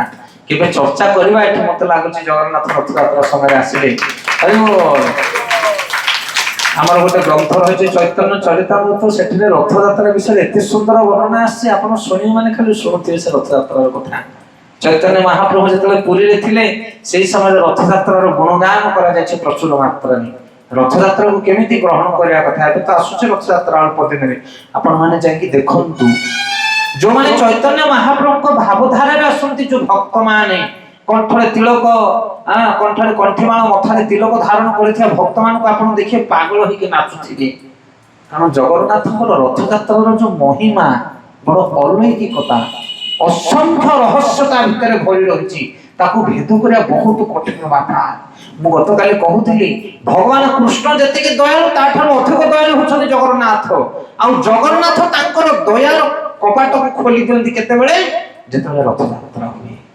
ଗୋଟେ ସ୍ପେଶାଲ ସମୟ, ତା ବିଷୟରେ କେବେ ଶୁଣନ୍ତୁ। ରଥଯାତ୍ରା ସମୟରେ ଆପଣମାନେ ଆଶ୍ଚର୍ଯ୍ୟ ହେଇଯିବେ। ରଥଯାତ୍ରାର ଗୋଟେ ଛୋଟିଆ କଥା ଆପଣ ଖାଲି ଶୁଣନ୍ତୁ। ରଥଯାତ୍ରା କଣ ପାଇଁ ହୁଏ, କଣ ତାର ଇତିହାସ? ଶ୍ରୀମନ୍ଦିର ହଉଛି ଦ୍ୱାରକା। ଶ୍ରୀମନ୍ଦିର ହଉଛି କାରଣ ସେ ଦ୍ୱାରକାଧୀଶ, ରାଜାଧିରାଜ ଭାବରେ ବସିଛନ୍ତି ଜଗନ୍ନାଥ ମହାପ୍ରଭୁ। ଦ୍ୱାରକାପୁରୀ ସେ ରତ୍ନ ସିଂହାସନ ରାଜା ହେଇକି ବସୁଛନ୍ତି। ଆଉ ଗୁଣ୍ଡିଚା ମନ୍ଦିର ହଉଛି ସୁନ୍ଦରାଚଳ ବୃନ୍ଦାବନ। ସେଥିପାଇଁ ଦ୍ୱାରକାପୁରୀରୁ ବୃନ୍ଦାବନକୁ ଯାଉଛନ୍ତି ଭଗବାନ। ରାତି ଅଧରେ ସ୍ୱପ୍ନ ଦେଖନ୍ତି। ଗତ ସପ୍ତାହରେ ଆମେ ଆଲୋଚନା କରିଥିଲେ। ଦ୍ୱାରକାରେ ସିନା ଦ୍ୱାରକାଧୀଶ ଭାବରେ ଅଛନ୍ତି, 16,108 ରାଣୀ ସେବା କରୁଛନ୍ତି ଭଗବାନ କୃଷ୍ଣଙ୍କର, କିନ୍ତୁ ରାତି ଅଧରେ ସେ ସ୍ୱପ୍ନ ଦେଖୁଛନ୍ତି ବୃନ୍ଦାବନର ଗୋପୀ ଗୋପାଳ ମାନଙ୍କୁ ସବୁବେଳେ ରାଧାରାଣୀ ଲଳିତା ଅଭିଷେକେ ସବୁବେଳେ ନନ୍ଦ ଯଶୋଦା ବୋଲି ରାତିରେ ହାଉଳି ହଉଛନ୍ତି, ସ୍ୱପ୍ନ ଦେଖୁଛନ୍ତି, କାନ୍ଦୁଛନ୍ତି, ବିଳାପ କରୁଛନ୍ତି ଭଗବାନ କୃଷ୍ଣ। କାରଣ ସବୁବେଳେ ସେ ମନା ପକାନ୍ତି ବୃନ୍ଦାବନ। ଗତକାଲି ଆମେ ପଢୁଥିଲେ, ହୃଦୟରେ ଯେ ବୃନ୍ଦାବନକୁ ଧାରଣ କରିକି ବସୁଛନ୍ତି ସେ ହଉଛନ୍ତି ଜଗନ୍ନାଥ। ବସିଛନ୍ତି ସିନା ରତ୍ନ ସିଂହାସନ ଉପରେ, କିନ୍ତୁ ମନଟା କୋଉଠି ଅଛି? ବୃନ୍ଦାବନରେ। ସେଥିପାଇଁ ସବୁବେଳେ ସେ ଭାବୁଛନ୍ତି କେବେ ବୃନ୍ଦାବନ ଯିବି। ଆଉ ଏ ରଥଯାତ୍ରା ସମୟରେ ଭଗବାନ କୋଉଠିକି ଯାଆନ୍ତି? ବୃନ୍ଦାବନକୁ ଯାଆନ୍ତି। ଲକ୍ଷ୍ମୀ ସାନ୍ତାଣୀ କହୁଛନ୍ତି, ପାଟ ମହିଷୀ ମାନଙ୍କୁ କହୁଛନ୍ତି, କହୁଛନ୍ତି ତୁମେ ଏଇଠି ଅନେଇଥାଅ, ମୁଁ ଗଲି ଆଉ ଆସିଲି। କିନ୍ତୁ ଗଲେ ଯେ ଗଲେ ସିଏ, ହରିବୋଲ, ଆଉ ଦେଖା ନାହିଁ। ତେଣେ ହେରା ପଞ୍ଚମୀରେ ଲକ୍ଷ୍ମୀ ସାନ୍ତାଣୀ ଯାଆନ୍ତି ତାଙ୍କର ପରିଚାରୀ ମାନଙ୍କୁ ନେଇ, ରଥ କାଠ ଭାଙ୍ଗି ଦେଇ କେତେ କଣ କାଣ୍ଡ ନାଟ କରିକି ଆସନ୍ତି। ଆପଣମାନେ ସେ କଥା ଜାଣିଥିବେ। ସେଥିପାଇଁ ରଥଯାତ୍ରାର ଲୀଳା ହଉଛି ଅପୂର୍ବ ଲୀଳା। ଆଉ ଜଗନ୍ନାଥ ମହାପ୍ରଭୁ ରଥରେ ବିରାଜମାନ କରି ଯେତେବେଳେ ଚାଲନ୍ତି, ସେତେବେଳେ ଆଉ ତାଙ୍କୁ କିଛି ଜଣା ପଡେନି। ହରିବୋଲ, ମହା ଆନନ୍ଦିତ ହେଇଯାଆନ୍ତି ସିଏ। କିନ୍ତୁ ଆପଣମାନେ ଜାଣିଛନ୍ତି, ଏଇ ଯୋଉ ରଥଯାତ୍ରାର ଯୋଉ ପରିବେଶ ସୃଷ୍ଟି ହୁଏ, ବିଶାଳ ଆୟୋଜନ, ତା ଭିତରେ ଗୋଟେ ସୁନ୍ଦର ଅବସର ଥାଏ ଯୋଉଠି ବୈଷ୍ଣବ ମାନେ ଏକାଠି ହୁଅନ୍ତି। କୋଉଠି ଜାଣିଛନ୍ତି? ରଥଯାତ୍ରା ସମାରୋହ ଭିତରେ ରଥଯାତ୍ରା ପୂର୍ବ ଦିନ ହଉଛି ଗୁଣ୍ଡିଚା ମାର୍ଜନ। ଆପଣମାନେ କେବେ ଯାଆନ୍ତୁ ଗୁଣ୍ଡିଚା ମନ୍ଦିରକୁ, ଯିବେ ରଥଯାତ୍ରା ପୂର୍ବ ଦିନ, ସେଠି ଦେଖିବେ ଆପଣମାନେ ଦୃଶ୍ୟ। କାହିଁ କେତେ ମହାନ ମହାନ ସାଧୁ ସନ୍ଥ ବାବାଜୀ ମାନେ ଆସି ସେଠି ଗୁଣ୍ଡିଚା ମନ୍ଦିରକୁ ମାର୍ଜନ କରୁଥିବେ। ନିଜର ଗାମୁଛା ଉତ୍ତରୀ ବାହାର କରିକି ପୋଛୁଥିବେ, ଗଡି ଯାଉଥିବେ, ଲୋଟି ଯାଉଥିବେ ସେଇ ଯୋଉ ଗୁଣ୍ଡିଚା ମନ୍ଦିରରେ। କାରଣ ସେ ଯୋଉ ବୃନ୍ଦାବନ, ଦୀର୍ଘ ଦିନ ପରେ ଭଗବାନ କୃଷ୍ଣ ବୃନ୍ଦାବନକୁ ଫେରୁଛନ୍ତି। ତେଣୁ ଗୋପୀ ଗୋପାଳ ମାନେ, ରାଧା ରାଣୀ ଲଳିତା ବିଶାଖା ସମସ୍ତେ ଲାଗିଛନ୍ତି ବୃନ୍ଦାବନକୁ ସଜାଇବା ପାଇଁ। କାହିଁକି? କାରଣ ତାଙ୍କର ପ୍ରାଣ ପ୍ରିୟ ଆସୁଛନ୍ତି କୃଷ୍ଣ ଦୀର୍ଘ ଦିନ ପରେ। ସେଥିପାଇଁ ଚୈତନ୍ୟ ମହାପ୍ରଭୁ ଯେତେବେଳେ ପୁରୀରେ ରହିଥିଲେ, ସେଇ ସମୟରେ ତାଙ୍କର ସମସ୍ତ ପାର୍ଷଦ ମାନଙ୍କୁ ନେଇ সেই গুଣ୍ଡিচা মার্জন কার্যକୁ সম্পাদন କରିଥିଲେ। ଚୈତନ୍ୟ ଚରିତାମୃତ କେବେ ପାଠ କଲେ ଆପଣମାନେ ଶୁଣିପାରିବେ। ଚୈତନ୍ୟ ମହାପ୍ରଭୁ ଅଛନ୍ତି ସ୍ୱୟଂ ଭଗବାନ କୃଷ୍ଣ, ଯେତେବେଳେ ଗୁଣ୍ଡିଚା ମାର୍ଜନ କରୁଛନ୍ତି ସେତେବେଳେ ତାଙ୍କ ଆଖିରୁ ଲୋତକ ବହି ଯାଉଛି, ନିଗିଡି ଯାଉଛି ପାଣି ସହିତ। ହଜାର ହଜାର ଘୋଡା, ହଜାର ହଜାର ଝାଡୁ ଲାଗି ଯାଇଛନ୍ତି। କୋଉଠୁ ପାଣି ଆସୁଛି? ଇନ୍ଦ୍ରଦ୍ୟୁମ୍ନ ସରୋବର। ଇନ୍ଦ୍ରଦ୍ୟୁମ୍ନ ନା ସେ ଯୋଉ ପଛପଟେ ଅଛି ମନ୍ଦିର ପଛପଟେ, ଗୁଣ୍ଡିଚା ମନ୍ଦିର ପଛପଟେ, ସେଟାରୁ ସବୁ ଧାଡି ଲାଗିକି ପାଣି ଆଣୁଛନ୍ତି, ମାର୍ଜନ କରୁଛନ୍ତି। ସେଠାକୁ କେବେ ଯାଆନ୍ତୁ। ରଥଯାତ୍ରା ଭିଡ ଭିତରେ ନ ପଶି ପାରିବେ, କିନ୍ତୁ ଆପଣ ଗୁଣ୍ଡିଚା ମାର୍ଜନକୁ ଥରେ ଯିବେ, ଆପଣ ଭାବିବେ ମୋର ରଥଯାତ୍ରାଠୁ ଅଧିକ ପୁଣ୍ୟ ମୁଁ ପାଇଗଲି। ହରି ବୋଲ। ରଥଯାତ୍ରାରେ ପାପି ତପି ସମସ୍ତଙ୍କୁ ଜଗନ୍ନାଥ ଉଦ୍ଧାର କରନ୍ତି, କିନ୍ତୁ ଗୁଣ୍ଡିଚା ମାର୍ଜନ ଲୀଳା ହଉଛି ସ୍ପେଶାଲ, ସ୍ୱତନ୍ତ୍ର ଲୀଳା। ଯେମିତି ଉଦାହରଣ ସ୍ୱରୂପ ଆମେ ଦେଖିବା ଯେ ଏଇଠି ଭାବି ନିଅନ୍ତୁ ଏବେ କଥା ପଣ୍ଡାଲ ହେଲା, ସନ୍ଧ୍ୟା 6ଟା 7ଟା ବାଜିଲା, ଆପଣମାନେ ସମସ୍ତେ ଆସିଗଲେ, ସୁନ୍ଦର ଭାବରେ ବସିଗଲେ, ଫ୍ୟାନ ଲାଇଟ ଲାଗିଲା, ବସି ସବୁ ପ୍ରବଚନ ଶୁଣିଲେ, ଆମକୁ କୃପା ମିଳିବ, ଜଗନ୍ନାଥଙ୍କ କୃପା ମିଳିବ, ଜଗନ୍ନାଥଙ୍କ କଥା ଆମେ ଶୁଣିଲେ ମିଳିବ ନା ନାହିଁ? ହରି ବୋଲ। ଆମେ ଭାବିଲେ ଆମେ ବଡ ଭାଗ୍ୟବାନ, ଆମେ ମାନେ ଆସିଲେ କଥା ଶୁଣିଲେ, କିନ୍ତୁ ଏଇ ଯୋଉ ଲାଇଟ, ଫ୍ୟାନ, ଟେଣ୍ଟ, ସାଉଣ୍ଡ, ଏଇ ଯୋଉ ବିଭିନ୍ନ ପ୍ରକାର ଯନ୍ତ୍ରପାତି ଅଟୋରେ ଆସିଛି, ପ୍ରସାଦ ଆସେ, ଏସବୁ କିଏ କରୁଛି, କେମିତି ଆସିଲା? କଣ ବୁଝିପାରୁଛନ୍ତି ଏହା କଥା? ଯୋଉମାନେ ରୋଷେଇ କରିଛନ୍ତି, ଯୋଉମାନେ ନେଇ ଆସିଛନ୍ତି, ଯୋଉମାନେ ଲାଇଟ ପଙ୍ଖା ଲଗେଇଛନ୍ତି, ସେମାନେ ହୁଏତ ଏଠି ନାହାନ୍ତି, କିନ୍ତୁ ଏଇ କଥାର ଲାଭ ଆମକୁ ଯେତିକି ମିଳିବ, ଆମଠାରୁ ସହସ୍ର ଗୁଣା ସେମାନଙ୍କୁ ମିଳିବ। କଣ ବୁଝିପାରୁଛନ୍ତି ଏହା? ଇଏ ବହୁତ ସିକ୍ରେଟ ପଏଣ୍ଟ। ଆମେ ହচ্ছে କ୍ୟାମେରା ଆଗର ହିରୋ, କିନ୍ତୁ କ୍ୟାମେରା ପଛର ହିରୋ ହଉଛନ୍ତି ସେଇମାନେ। କୋଉମାନେ? ଯୋଉମାନେ ଫିଲ୍ଡ ପ୍ରିପେୟାର କରୁଛନ୍ତି। ଆରେ ବୋ ଖାଲିଟାରେ ଏସବୁ ହେଇଯାଇନି, ଆମେ ଆସିକି ବସି ଯାଇନେ ସୁନ୍ଦର ଭାବରେ। ମୁଁ ଗୋଟେ ଉଦାହରଣ ଦିଏ, ଯୋଉ ଆମର ଜନ୍ମାଷ୍ଟମୀ ସମୟରେ ଗୋଟେ ଦଧି ହାଣ୍ଡି ଭଞ୍ଜନ କରାଯାଏ, ଦେଖିଛନ୍ତି ସେ ଦୃଶ୍ୟ? ଗୋଟେ ଉଚ୍ଚା ଜାଗାରେ ଗୋଟେ ଦହି ହାଣ୍ଡି ବନ୍ଧା ହେଇଥିବ, ଆଉ ଦଳେ ଦଳେ ପିଲା ଯାଇକି ସବୁ ସେ ଦହି ହାଣ୍ଡି ଭାଙ୍ଗିବା ପାଇଁ ଚେଷ୍ଟା କରୁଥିବେ। ପ୍ରଥମ ଧାଡ଼ିରେ ଠିଆ ହେବେ 10 ଜଣ, ତାଙ୍କ କାନ୍ଧ ଉପରେ ଠିଆ ହେବେ 8 ଜଣ, ତାଙ୍କ କାନ୍ଧ ଉପରେ ଠିଆ ହେବେ 6 ଜଣ, ତାଙ୍କ କାନ୍ଧ ଉପରେ ଠିଆ ହେବେ 4 ଜଣ, ତାପରେ ଜଣେ ଚଢିକି ସେ କଣ କରିବ? ଦହି ହାଣ୍ଡିକି ବାଡେଇବ। ଗୋଟେ 5-6ଟା ଷ୍ଟେପ ପରେ ସେ ଗୋଟେ ଟୋକା ଚଢିବ ଉପରେ, ଆଉ ଯିଏ ଉପରେ ଚଢିବ ସିଏ ପୁରା ମୟୂର ପିଛ ବାନ୍ଧିକି କୃଷ୍ଣ ଭଳିଆ ରୂପ ହେଇଥିବ। କଣ ବୁଝିପାରୁଛ ନା ନାଇଁ? ଯିଏ ଦେଖିବ ସେ କ୍ୟାମେରାରେ କା ଫଟୋଟା ଉଠେଇବ? ଯିଏ ଚଢିକି ଯିବ ଉପରକୁ। କିନ୍ତୁ ପରିଶ୍ରମ ସବୁଠୁ କିଏ ନଉଛି? ଯେ ତଳ ଲାଇନରେ ଠିଆ ହେଇଛି। ହରି ବୋଲ। ପୁରା ପାଟିକି ଭିଡିକି ମୁହଁକୁ ଚିପିକି ତଳ ମୁହାଁ ହେଇକି ସିଏ ଠିଆ ହେଇଛି, ତାର ଫଟୋ ଆସିବନି କୋଉ କ୍ୟାମେରାରେ, କିନ୍ତୁ ଯଦି ସିଏ ହଲିଯିବ ଏ କ୍ୟାମେରା ଗଲା ଉପରୁ ସିଧା ତଳକୁ ଗଳି ପଡିବ। କଣ ବୁଝିପାରୁଛ ନା ତା କଥା? ସେଥି ଏଇ ଯୋଉ ସେବା ଭାବ କୁହାଯାଏ।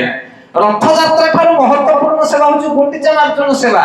ସେଇ ସେବା ବାହାରକୁ ଦେଖାଯାଏନି, କିନ୍ତୁ ଜଗନ୍ନାଥଙ୍କର ଯୋଉମାନେ ଅତି ପ୍ରିୟ ପାତ୍ର ସେଇମାନେ ଗୁଣ୍ଡିଚା ମାର୍ଜନ ସେବା କରନ୍ତି। ହରେ କୃଷ୍ଣ।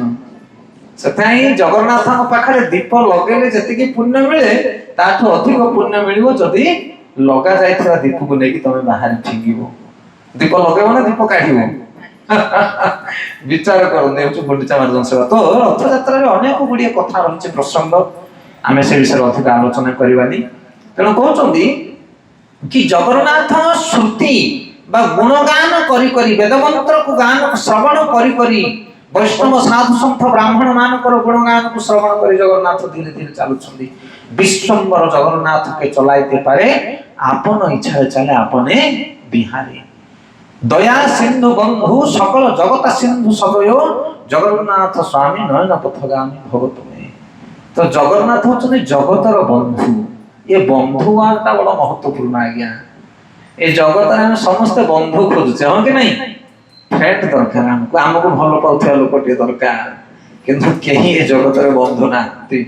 ଆପଣ କାହାକୁ ବନ୍ଧୁ ବୋଲି ଭାବୁଛନ୍ତି? ଆପଣଙ୍କର ପତ୍ନୀ? ହରିବୋଲ। ବାନ୍ଧବୀ ବୋଲି ଆମେ କହୁଛେ, କି ବାନ୍ଧବୀ ଜଗତରେ କିଏ କାହାର? ଆଉ ଇଏ ତ ଦି ଦିନିଆ ବନ୍ଧୁ ସବୁ ବନେଇছে, ସମୁନ୍ଦି ଆଣି ସବୁ ବନ୍ଧୁ ନା ନାଇଁ? ନୂଆ ବନ୍ଧୁ କରିଛି ମୁଁ, ମୋ ଝିଅକୁ ବାହା କରେଇବି। ହରିବୋଲ। ଆଇ କି ବନ୍ଧୁ କିଏ କାହାର? ଗଣ୍ଠିଳି କମିଗଲେ ବନ୍ଧୁର ମୁହଁ ଶୁଖିଯିବ। ସେଥିପାଇଁ ଜଗନ୍ନାଥ ହଉଛନ୍ତି କେବଳ ଜଣେ ମାତ୍ର ବନ୍ଧୁ, ତାଙ୍କ ଛଡା ଜଗତରେ କେହି ବନ୍ଧୁ ନାହାନ୍ତି। ଜଣେ ସାଧୁ ଗୋଟେ ରାସ୍ତା କଡ଼ରେ ବସିଛନ୍ତି, ଭଗବାନଙ୍କର ନାମ ଜପ କରୁଛନ୍ତି। ଏହି ସମୟରେ ସେଇ ରାଜ୍ୟର ରାଜା ଯାଇକି ପହଞ୍ଚିଲେ ସାଧୁଙ୍କ ପାଖରେ। କହିଲେ, ମହାତ୍ମା ତୁମେ ଏଠି ତଳେ କଣ ପାଇଁ ବସିଛ? ଆସ, ମୁଁ ଏ ରାଜ୍ୟର ରାଜା, ମୋ ଘରକୁ ଆସ, ରାଜଉଆସ ଭିତରେ ତମକୁ ମୁଁ ସ୍ଥାନ ଦେବି, ସେଇଠି ବସିକି ଭଜନ କରିବ ତମେ। ଏଇଠି ରହିବା ଦରକାର ନାହିଁ। ଏମିତି କଣ ପାଇଁ ମଳିନ ବସ୍ତ୍ର? ସାଧୁ ସନ୍ଥ ମାନେ ହଉଛନ୍ତି ଆମର ପୂଜ୍ୟ। ରାଜା ମହାରାଜା ମାନେ ସାଧୁ ମାନଙ୍କର ସେବା କରିବା ଦରକାର। ଆସନ୍ତୁ ଆପଣ ସାଧୁ ହାତ ଯୋଡ଼ିଦେଲେ, କହିଲେ ଦେଖନ୍ତୁ ମହାରାଜ ଆପଣ ବଡ ଦୟାବନ୍ତ ଧାର୍ମିକ ରାଜା, କିନ୍ତୁ ଆମେ ଯୋଉ ଜାଗାରେ ଅଛୁ ଭଲରେ ଅଛୁ। ଆପଣ ରାଜା ଲୋକ ରାଜ ପାର୍ଶ୍ୱଦରେ ରହିବେ, ଆମେ ସାଧୁ ଲୋକ ଆମ ପାଇଁ ଗଛ ମୂଳ ଠିକ। କିନ୍ତୁ ରାଜା ବହୁତ ରିକ୍ୱେଷ୍ଟ କଲେ, ଅନୁରୋଧ କଲେ, କହିଲେ ମହାତ୍ମା ମତେ ଭଲ ଲାଗୁନି ଆପଣଙ୍କର ରୂପ ଦେଖି, ଆପଣ ଜଣେ ସାଧୁ, ଆପଣ ରାସ୍ତା କଡ଼ରେ ବସୁଛନ୍ତି। ସାଧୁଙ୍କୁ ଯେତେବେଳେ ବାରମ୍ବାର ଅନୁରୋଧ କଲେ, ସାଧୁ କହିଲେ ରାଜା ମତେ ତୁମେ ଆଶ୍ରମକୁ ନବ, ତମ ଉଆସ ଭିତରକୁ ରାଜପ୍ରସାଦକୁ? ନା ହଁ। ନା ଯଦି ନବ ତାହେଲେ ମୋର 3ଟା ସର୍ତ୍ତ ଅଛି, ଯଦି ସର୍ତ୍ତକୁ ପୂରଣ କରିବ ତାହେଲେ ମୁଁ ତମ ସାଙ୍ଗରେ ଯିବି। ରାଜା କହିଲେ ଠିକ ଅଛି କୁହ, ପ୍ରାଣ ଦେଇକି ମୋ ସର୍ତ୍ତକୁ ପୂରଣ କରିବା ପାଇଁ ଚେଷ୍ଟା କରିବି। ଏଥର ସାଧୁ କହିଲେ ମୋର ପ୍ରଥମ ସର୍ତ୍ତ ହଉଛି ମୁଁ ତମ ସାଙ୍ଗରେ ଯିବି, ତୁମେ ଭୋଜନ ମତେ ଦବ ଖାଇବା ପାଇଁ ଦିନକୁ 2 ଟାଇମ୍ 3 ଟାଇମ୍, କିନ୍ତୁ ତମେ କିଛି ଖାଇବ ନାହିଁ। ଚଳିବ? ହରିବୋଲ ଆରେ ଚଳିବ କି? ବାବାଜୀକି ଡାକିବୁନି କେବେ ଭୁଲରେ, ହରିବୋଲ। ଅସୁବିଧା ହେଇଯିବ, ସେ ବାବାଜୀ ଲୋକ ତାଙ୍କ ଜାଗାରେ ତାଙ୍କେ ଠିକ। ଏଇ ଯୋଉ ଆମର ଗୌରାଙ୍ଗ ନିତ୍ୟାନନ୍ଦ, ଚୈତନ୍ୟ ମହାପ୍ରଭୁ ନିତ୍ୟାନନ୍ଦ, ନିତ୍ୟାନନ୍ଦ ହଉଛନ୍ତି ହଳାଇ ପଣ୍ଡିତଙ୍କର ପୁଅ। ରାଣ ଦେଶରେ ତାଙ୍କର ଘର, ନଦିଆ ନବଦ୍ୱୀପରେ। ସେ ଯେତେବେଳେ ଛୋଟ ବୟସରେ ହେଇଥିଲେ ନିତ୍ୟାନନ୍ଦ, ତାଙ୍କ ବାପା ହଳାଇ ପଣ୍ଡିତ, ସେ ଗୋଟେ ବାବାଜୀ ଆସିଲେ ଅବଧୂତ, ତାଙ୍କ ଘରେ ଯେତେବେଳେ ରହିଲେ ତାଙ୍କୁ ଖାଇବାକୁ ପିଇବାକୁ ଦେଲେ, ସେବା କଲେ ତାଙ୍କର। ଇଏ ଏଡିକି ଟିକେ ପିଲା ହେଇଥାଏ, ନିତ୍ୟାନନ୍ଦ ତାଙ୍କ ପାଖରେ ଗୁରୁଥାନ୍ତି, ସେବା କରୁଥାନ୍ତି, ବସିଥାନ୍ତି, ବାବାଜୀଙ୍କର ସେବା କରୁଥାନ୍ତି। ହେଲେ ଇଏ ହଳାଇ ପଣ୍ଡିତ ସେ ବାବାଜୀଙ୍କର ସେବା କଲେ ଯେତେବେଳେ ସେ ବାବାଜୀ ଘରୁ ବାହାରିକି ଗଲେ, ହଳାଇ ପଣ୍ଡିତ ଯାଇ କହିଲେ ମହାରାଜ ଆପଣଙ୍କୁ ଆଉ କଣ ଦରକାର ଆମେ କୁହନ୍ତୁ, ଆମେ ତ ଗୃହସ୍ଥ ଲୋକ, ଆଉ ଆମ ସେବାରେ ଯଦି ଭୁଲ ହେଇଥିବ କ୍ଷମା କରିବେ, ଆଉ କଣ କୁହନ୍ତୁ କଣ ଦରକାର, ଆମେ ଟିକେ ଦକ୍ଷିଣା ଦେବୁ। ନା ନାଇଁ ବାବାଜୀ ଲୋକ ଆମର କିଛି ଦକ୍ଷିଣା ଦରକାର ନାହିଁ। ନା ନାଇଁ କୁହନ୍ତୁ, ଆମେ ନଦେଲେ ଆମକୁ ଭଲ ଲାଗିବନି। ବାରମ୍ବାର ଯେତେବେଳେ ହଳାଇ ପଣ୍ଡିତ କହିଲେ ନାଇଁ ହେ କାହିଁ ବାବାଜୀ ପଛରେ ଲାଗୁଛି, ଆମକୁ କିଛି ଦରକାର ନାହିଁ, ଆଉ ଦରକାର ନାହିଁ କହୁଛ, ମାଗିବୁ ମାଗିବୁ ବୋଲି କହୁଛ, ମାଗିଦେବୁ ଗୋଟେ ଅଡୁଆ ଜିନିଷଟେ, ଆଉ ଥରେ ତମେ ସେଠୁ ଦେଇପାରୁନଥିବୁ। ନା ନାଇଁ ନାଇଁ କୁହନ୍ତୁ ଆମେ ଦେବୁ। ନା ଯଦି ଦବାକୁ ଚାହିଁ ପୁଅଟାକୁ ଦେଇଦେବୁ। ହରିବୋଲ। ମୁଣ୍ଡରେ ବଜ୍ର ପଡିଗଲା। ବର୍ଣ୍ଣନା କରାହଉଛି ଯେମିତି ଦଶରଥ ମହାରାଜ କାନ୍ଦୁଥିଲେ ରାମଙ୍କ ବିହୁଳରେ, ସେମିତି ହଳାଇ ପଣ୍ଡିତଙ୍କର ହୋସ ପଳେଇଲା।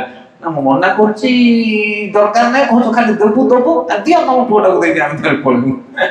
ବୁଝିପାରୁଛ ନା କହିବା କଥା? ଆଉ ସତକୁ ସତ ସେ ଦେଇଥିଲେ ନିତ୍ୟାନନ୍ଦ, ଆଉ ତାଙ୍କ ସାଙ୍ଗରେ ସେ ଯାଇଥିଲେ, ସେ ଅବଧୂତ ବନି ଯାଇଥିଲେ ନିତ୍ୟାନନ୍ଦ ମହାପ୍ରଭୁ। ତ ସେଥିପାଇଁ ଇଏ ବାବାଜୀ କହୁଛନ୍ତି ହେ ରାଜା ଆମକୁ କିଛି ଦରକାର ନାହିଁ, ତମେ ଯଦି ବାଧ୍ୟ କରୁଛ ତାହେଲେ ମୋର 3ଟା ସର୍ତ୍ତ, ଯଦି ସର୍ତ୍ତକୁ ପୂରଣ କରିବୁ ଆମେ ଯିବୁ। ଗୋଟିଏ ସର୍ତ୍ତ କଣ? ମତେ ଖାଇବା ପାଇଁ ଦେବ, କିନ୍ତୁ ତମେ କିଛି ଖାଇବ ନାହିଁ। କଣ ରେଡି ତ?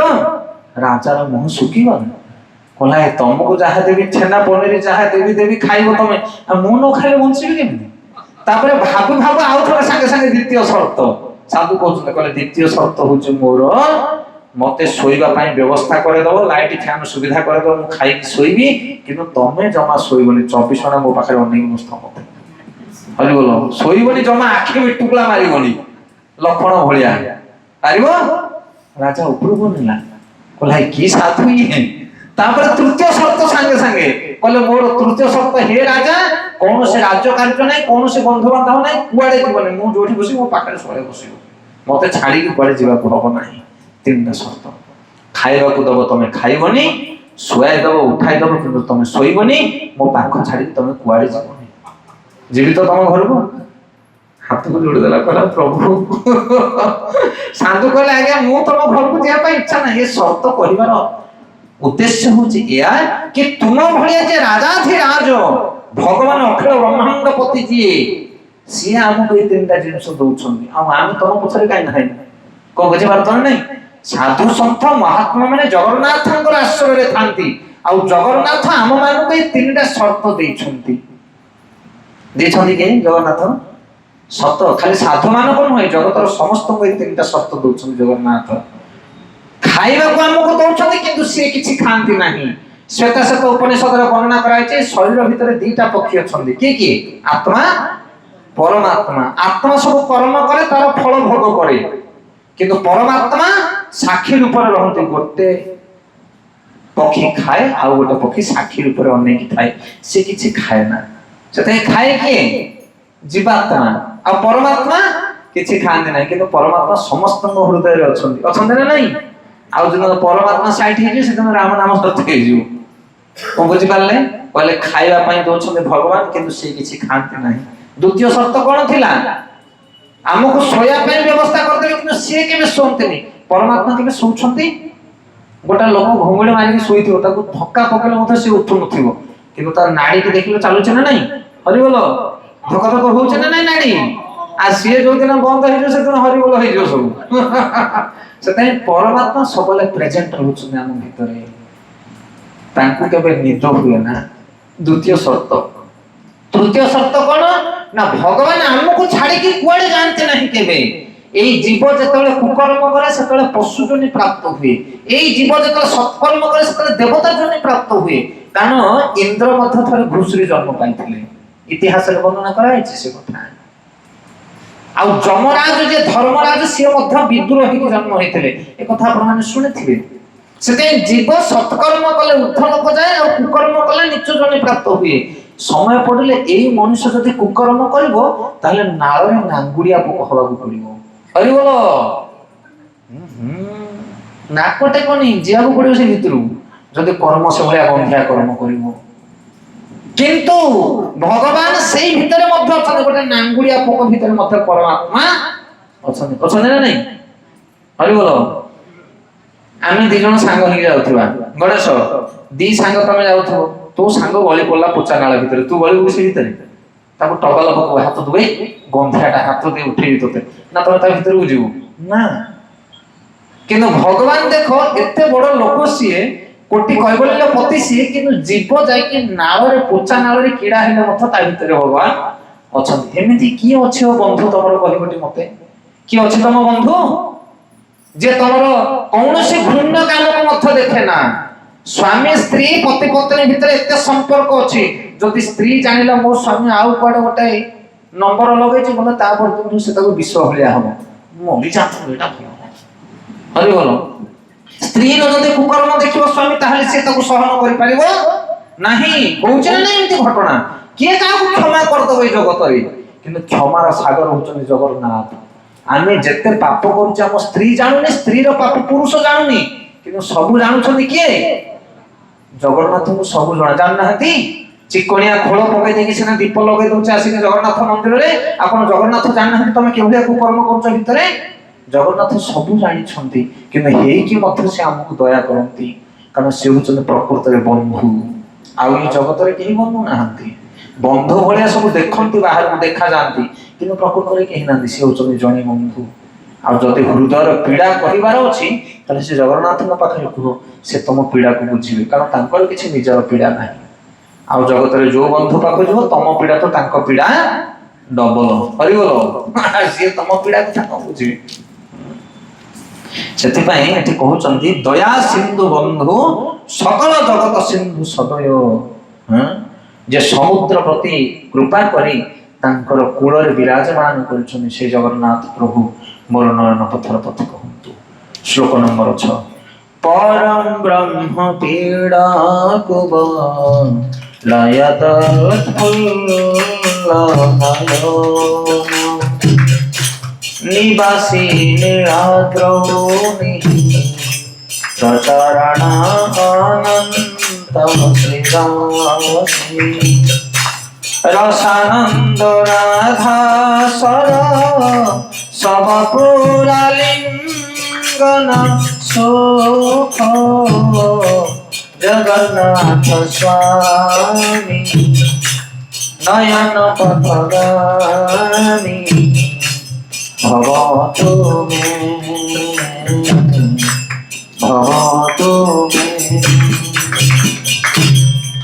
तो ये 6 नंबर श्लोक रे वर्णना आसुची जे परम अर्चनीय परम ब्रह्म पीढ़ परम अर्चनीय ये जेते सब सेव्य लोक माने अछन पूज्य लोक माने अछन जगत रे सबठारु श्रेष्ठ पूज्य होछन जगन्नाथ तांको ठारो बड़ पूज्य कि नेले ना सेतमे शिव ठाकुर कोन कहउचंदी पार्वती ने कहउचंदी आराधना नाम सर्वसा विष्णु आराधना परम जेते प्रकार आराधना रहिছে देवी देवता आराधना पूजा पाठ सबठारु श्रेष्ठ आराधना कोटा विष्णुकर आराधना होची श्रेष्ठ आराधना सेति पई जेते बेले राजस्व यज्ञ करा गला युधिष्ठिर महाराज अग्र पूज्य भाବରେ भगवान कृष्ण को निमंत्रण करथिले सेठी अनेक गुडिया महान महान व्यक्ति माने थिले कि अग्र पूज्य भाବରେ जगन्नाथ भगवान कृष्ण को ग्रहण करा गला ସେଠାଇ ଯୋଉମାନେ ବୁଦ୍ଧିମାନ ଲୋକ ସେମାନେ ଜଗନ୍ନାଥଙ୍କର ଆରାଧନା କରନ୍ତି।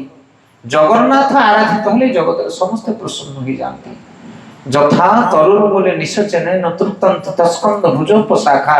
ଯଦି ଗଛ ମୂଳରେ ପାଣି ଦେଲେ ଡାଳ ପତ୍ର ଫୁଲ ସବୁ ପ୍ରଫୁଲ୍ଲିତ ହେଇଯାଏ, ସେମିତି ଜଗନ୍ନାଥଙ୍କ ସେବା କରିବା ଦ୍ୱାରା ଜଗତରେ ସମସ୍ତେ ସନ୍ତୁଷ୍ଟ ହୋଇଯାଆନ୍ତି। ଆରାଧନା ନାମ ସର୍ବସା ବିଷ୍ଣୁ ଆରାଧନା, ବିଷ୍ଣୁ ଆରାଧନା ପରମ। ତସ୍ମାତ୍ ପରତର ଦେବୀ ତଦିଆ ନାମ ସମାର୍ପଣମ୍। ଇଏ ଆହୁରି ଗହନ କଥା। ହରି ବୋଲ। ଶିବ କହୁଛନ୍ତି ପାର୍ବତୀଙ୍କୁ, ହେ ଦେବୀ, ଏ ଜଗତର ସର୍ବଶ୍ରେଷ୍ଠ ଆରାଧନା ହଉଛି ବିଷ୍ଣୁ ଆରାଧନା, ପରମ ଆରାଧନା, ଶ୍ରେଷ୍ଠ ଆରାଧନା। କିନ୍ତୁ ତା ଠାରୁ ବି ଆଉ ଗୋଟେ ବଡ ଆରାଧନା ରହିଛି। କଣ ସେଟା? ତସ୍ମାତ୍ ପରତର ଦେବୀ, ହେ ଦେବୀ, ତା ଠାରୁ ବି ଗୋଟେ ପରତର, ତା ଠାରୁ ବଡ ଆରାଧନା ରହିଛି। କଣ ସେଟା? ନା ତସ୍ମାତ୍ ପରତର ଦେବୀ ତଦିଆ ନାମ ସମାର୍ପଣମ୍। ତଦିଆ ନାମ ମାନେ ଯୋଉମାନେ ତାଙ୍କର ସେବା କରନ୍ତି, ତାଙ୍କର ଆରାଧନା କରିବା। ଯୋଉମାନେ ଜଗନ୍ନାଥଙ୍କ ସେବକ, ତାଙ୍କର ସେବା କରିବା ହଉଛି ଜଗନ୍ନାଥଙ୍କ ସେବା ଠାରୁ ମଧ୍ୟ ଶ୍ରେଷ୍ଠ ସେବା ବା ବୈଷ୍ଣବ ସେବା ତାକୁ କୁହାଯାଏ। ଇଏ ବହୁତ ସିକ୍ରେଟ କଥା ଆଜ୍ଞା। ସେଥିପାଇଁ ଜଗନ୍ନାଥଙ୍କ ସେବା କଲେ ଜଗନ୍ନାଥ ଯେତିକି ଖୁସି ହୁଅନ୍ତି, ଜଗନ୍ନାଥଙ୍କର ଭକ୍ତମାନଙ୍କର ସେବା କଲେ ଜଗନ୍ନାଥ ତା ଠାରୁ ଆହୁରି ଅଧିକ ପ୍ରସନ୍ନ ହୁଅନ୍ତି। ସେଥିପାଇଁ ପରବର୍ତ୍ତୀ ପଂକ୍ତିରେ କୁହାଗଲା, କଣ କୁହାଗଲା ନା, ଯେ ଅନନ୍ତ ଶିରରେ ପଦାର୍ପଣ କରିଛନ୍ତି, ଯେ ପ୍ରେମାନନ୍ଦମୟ ଶ୍ରୀ ରାଧାରାଣୀଙ୍କର ରସମୟ ଦେହାଭିଲିଙ୍ଗନରେ ସୁଖୀ, ସେଇ ଜଗନ୍ନାଥ ଦେବ ମୋର ନୟନ ପଥର ପଥି କହନ୍ତୁ। ତ ଜଗନ୍ନାଥ ମହାପ୍ରଭୁ ଖୁସି କେମିତି ହୁଅନ୍ତି, ଆନନ୍ଦ କେମିତି ହୁଅନ୍ତି? ନା ରାଧାରାଣୀଙ୍କର ସଙ୍ଗ ପାଇଁ। ରାଧାରାଣୀକୁ ଅଧିକ ଭଲ ପାଆନ୍ତି ଜଗନ୍ନାଥ ଦେବ, କାରଣ ତାଙ୍କର ଭକ୍ତମାନଙ୍କ ସହିତ ଭଗବାନ ବିହାର କରିବା ପାଇଁ ପସନ୍ଦ କରନ୍ତି। ଆଉ ରାଧାରାଣୀ ହଉଛନ୍ତି ଜଗତରେ ସର୍ବଶ୍ରେଷ୍ଠ ଭକ୍ତ, ତାଙ୍କ ଠାରୁ ବଡ ଭକ୍ତ ଆଉ କେହି ନାହାନ୍ତି। ଆଉ ସେଇ ଶିକ୍ଷା ଦେବା ପାଇଁ ଚୈତନ୍ୟ ମହାପ୍ରଭୁ କଳି ଯୁଗରେ ଆସିଲେ। ଜଗନ୍ନାଥଙ୍କର ବା ଭଗବାନ କୃଷ୍ଣଙ୍କର ଯେତେ ସେବକ ଆମେ ଦେଖୁଛେ ଜଗତ ଭିତରେ, ସବୁଠାରୁ ଶ୍ରେଷ୍ଠ ସେବକ ହଉଛନ୍ତି ରାଧାରାଣୀ। ଗୋପୀ ଗୋପାଳ ମାନେ ତାଙ୍କର ଭାବ ଭିତରକୁ କେହି ପ୍ରବେଶ କରିପାରିବେ ନାହିଁ। ଆମେ ବହୁତ ଜ୍ଞାନୀ ଲୋକମାନଙ୍କୁ ଦେଖିଛୁ, ବହୁତ ଧ୍ୟାନୀ ଲୋକମାନଙ୍କୁ ଦେଖିଛୁ, ବହୁତ ବିଜ୍ଞ ପଣ୍ଡିତ ମାନଙ୍କୁ ଦେଖିଛୁ, କିନ୍ତୁ ଯୋଉ ବୃନ୍ଦାବନର ଯୋଉ ଭାବନା, ଗୋପୀ ଗୋପାଳ ମାନଙ୍କର ଯୋଉ ଭାବନା, ସେଇ ଭାବନା ସଙ୍ଗେ କେହି ହେଲେ ସମାନ ହେଇପାରିବେ ନାହିଁ। ଗୋଟେ ଉଦାହରଣ ଦେଲେ ଆପଣ ମାନେ ବୁଝିପାରିବେ। ଉଦ୍ଧବ ଯାଇଥିଲେ ବୃନ୍ଦାବନକୁ। ଉଦ୍ଧବ କିଏ? ଭଗବାନ କୃଷ୍ଣଙ୍କର ସଖା ସିଏ, ଅତି ନିକଟ ଲୋକ, ମହାଜ୍ଞାନୀ ହଉଛନ୍ତି ଉଦ୍ଧବ। ତାଙ୍କର ଜ୍ଞାନର ସୀମା ନାହିଁ, ଉଦ୍ଧବଙ୍କର ଜ୍ଞାନର ସୀମା। କିନ୍ତୁ ଯେତେବେଳେ ବୃନ୍ଦାବନ ଭିତରେ ପ୍ରବେଶ କରୁଛନ୍ତି, ଗୋପୀ ମାନଙ୍କୁ ଯେତେବେଳେ ଦେଖୁଛନ୍ତି, ଗୋପୀ ମାନଙ୍କର କଥା ଯେତେବେଳେ ଶୁଣୁଛନ୍ତି ଉଦ୍ଧବ, ସେତେବେଳେ ପ୍ରାର୍ଥନା କରୁଛନ୍ତି, କହୁଛନ୍ତି, ହେ ନିଖିଳ ବ୍ରହ୍ମାଣ୍ଡପତି ଭଗବାନ କୃଷ୍ଣ, ଯଦି ମତେ ତମେ ସଖା ବୋଲି ଭାବୁଥିବ, ଯଦି ମୋ ପ୍ରତି ଟିକେ ବି ପ୍ରୀତି ଥିବ, ତାହେଲେ ମତେ ବୃନ୍ଦାବନରେ ଗୋଟେ ଘାସ କରିକି ଜନ୍ମ ଦିଅ। କିଏ କହୁଛନ୍ତି? ଉଦ୍ଧବ କହୁଛନ୍ତି, ଗୋଟେ ଘାସ କରିଦିଅ, ଯେମିତି ଗୋପୀ ମାନେ ଚାଲିକି ଗଲେ ତାଙ୍କ ପାଦର ଧୂଳି ମୋ ମୁଣ୍ଡରେ ପଡୁ। କି ଜ୍ଞାନ ଜାଣିଛି ମୁଁ? ସେଥିପାଇଁ ଜ୍ଞାନ ଦ୍ୱାରା ତମେ ଭଗବାନଙ୍କୁ ପ୍ରାପ୍ତ ହେଇପାରିବ ନାହିଁ। ଗୋପୀ ଗୋପାଳ ମାନଙ୍କର ଯୋଉ ତାড়না, ଯୋଉ ଲାଞ୍ଛନା, ସେଇଥିରେ ଭଗବାନ କୃଷ୍ଣ ଏତେ ଆନନ୍ଦିତ ହୁଅନ୍ତି। ଆଉ ସବୁଠାରୁ ଶ୍ରେଷ୍ଠ ଗୋପୀ ହଉଛନ୍ତି ରାଧାରାଣୀ। ଜଗତର ଲୋକମାନେ ତ ବିଭିନ୍ନ ପ୍ରକାର କଥା କହନ୍ତି, ଭଗବାନ କୃଷ୍ଣ ଗୋପୀ ମାନଙ୍କର ବସ୍ତ୍ର ହରଣ କରିଥିଲେ, ରାଧାରାଣୀଙ୍କ ସହିତ ବିଭିନ୍ନ ପ୍ରକାର ଲୀଳା କରିଥିଲେ, କିନ୍ତୁ ସେଇ ଲୀଳା ଭିତରକୁ ଆମେ ପ୍ରବେଶ କରିପାରିବା ନାହିଁ। ରାଧାରାଣୀଙ୍କ ବିଷୟରେ କହିବାର ପରମିଶନ ଆମକୁ ନାହିଁ। ଆମେ ରାଧାରାଣୀ ତତ୍ତ୍ୱ ବିଷୟରେ କିଛି କହିପାରିବୁନୁ, ଜାଣିଥିଲେ ମଧ୍ୟ କହିବାର ପରମିଶନ ନାହିଁ। ଆମେ କଣ କହିବୁ ଆପଣ ମାନଙ୍କୁ? ଆମର ଜଣେ ମହାରାଜ କହନ୍ତି, ଜଣେ ବୈଷ୍ଣବ ମହାରାଜ କହନ୍ତି, ଅନେକ ଲୋକ ବେଳେ ବେଳେ କହନ୍ତି ଟିକେ ରାଧାକୃଷ୍ଣଙ୍କର ଯୁଗଳ ମିଳନ କଥା କୁହ, ସେଇ ବିଷୟରେ ଚର୍ଚ୍ଚା କର, ଆଲୋଚନା କର। କିନ୍ତୁ ପ୍ରକୃତରେ ଆମେ କଣ ଯୋଗ୍ୟ ଲୋକ ରାଧାରାଣୀଙ୍କ ବିଷୟରେ ଶୁଣିଲା ଭଳି? ଗୋଟେ କମ୍ପାନୀ ଭିତରେ ଦିଟା ଲେବର ବସିକି କଥା ହଉଛନ୍ତି କାହା ବିଷୟରେ? ନା କମ୍ପାନୀର ମାଲିକାଣୀ ବିଷୟରେ, ମାଲିକ ଆଉ ତା ପତ୍ନୀ ବିଷୟରେ। ତ ଯିଏ ଶୁଣିବ ତାଙ୍କୁ କଣ କହିବ? କେତେ ଥାର୍ଡ କ୍ଲାସ ଲୋକ ଗୁଡାକ ଯାକ, ଝାଡୁ ମାରିଆ ଲୋକ, ତମେ ମାଲିକାଣୀ ବିଷୟରେ କଥା ହଉଛ ନା? ବୁଝିପାରୁଛ ନା କାହା କଥା? ଏ ଚର୍ଚ୍ଚା ବହୁତ ଅସଙ୍ଗତ, ଏ ଚର୍ଚ୍ଚା ବହୁତ ଅସଙ୍ଗତ। ଆମ ଭଳି ହୀନ ବୁଦ୍ଧି, ହୀନ ଯୋଗ୍ୟ ବ୍ୟକ୍ତି ମାନେ ରାଧାକୃଷ୍ଣଙ୍କର ଯୁଗଳ ଲୀଳା ବିଷୟରେ ଚର୍ଚ୍ଚା କରିବାର ଅଧିକାର ନାହିଁ। ଆମେ ଆଲୋଚନା କରିପାରିବା ନାହିଁ ତା ବିଷୟରେ। ଯାହା କରିବା ଆମେ ଭୁଲ ଭଟକା ହବ।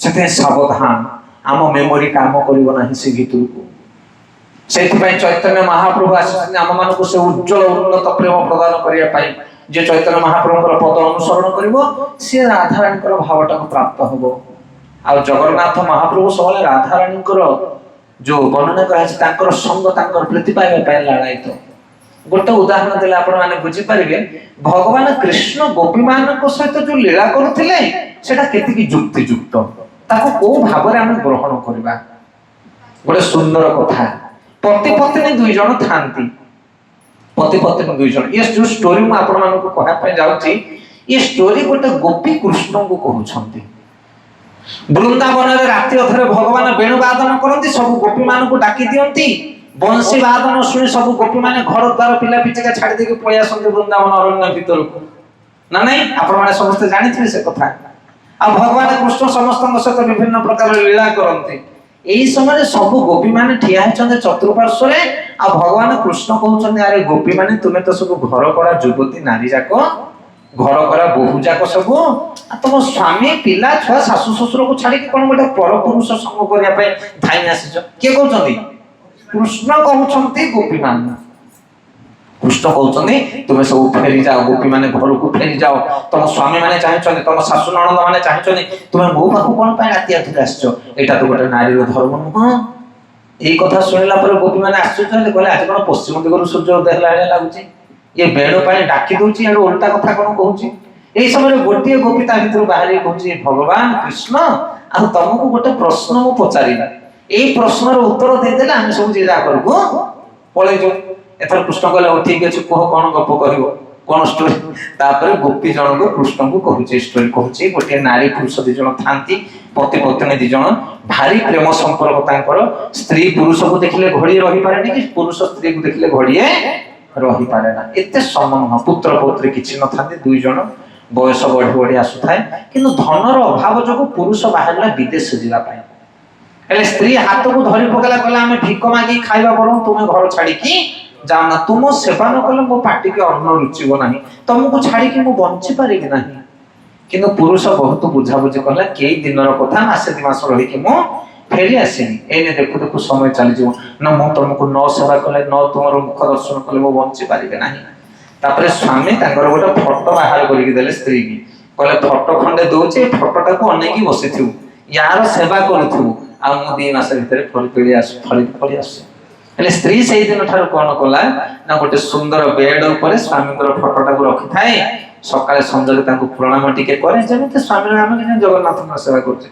सेमिति से सबले सेवा करे तांको दांत घसे दे तांको प्लेट देई दे खाइबा पीबा तांकर सेवा जतन करे एले 2-3 मास पर स्वामी अकस्मात दिन आसे घरे पहुंचले संध्या समय ए समय आसे कबाट खट खट खट खट कले भीतर स्त्री कहूची किए डाकू जो टिके रहिथ मो स्वामी को सेवा करूची ताट भाई ना बोला इको स्वामी सेवा करूची मु तो गोटे स्वामी ए कोन आ गोटे स्वामी ग्रहण करताणी कि मछरे कोन बुझी बात ना नहीं कहला हो देखिया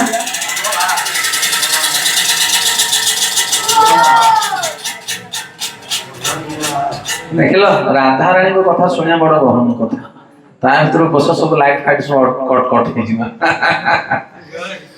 तो हमर साउंड चलियो से तांकर लगा लगी करू करू हम कथा को बढ़े के नवा हरे कृष्ण हेले ये पति देव कोन करछन टिके अपेक्षा करछन कहले देखिया घड़िया रही गले तो द्वार खोलियो स्वामी सेवा कार करछि कोन करछि जणा पड़िबो हेले स्टोरी के काउ कहछि गोपी कहउछंती कृष्ण को कहउछंती रुह तुमको कथा सुने दे के हम पळेबो हम घर तापरे किछि समय पर स्त्री कपाटटा को खोलिला पर देखिला स्वामी जीव को चोबे देला कहला मु चंडालनी केडे कथा कहले मो स्वामी के बाहर ठिया करे देकी सेठी गोटे फोटो स्वामी रो पूजा करूथले तांकर पाद धोई की घर को पाछो टिके नेला आसन ऊपर बसिला तांकर सेवा कला भोजन देला खाने पीवा पई सेवा कला आ जो फोटोटा रखिथिला स्वामी फोटो स्वामीटा सेटा नै कोन बारिया फेंगी दबो की ना सेटा को बाहर करी तार यथा स्थान रे पेड़ी पुटुली भितर ताको सज करी रखिला कोन बुझ पारल कि नै एले गोपी पचारुछन कृष्ण को कहउछन हे कृष्ण वर्तमान ये जो स्वामी बाहर ठिया है छंती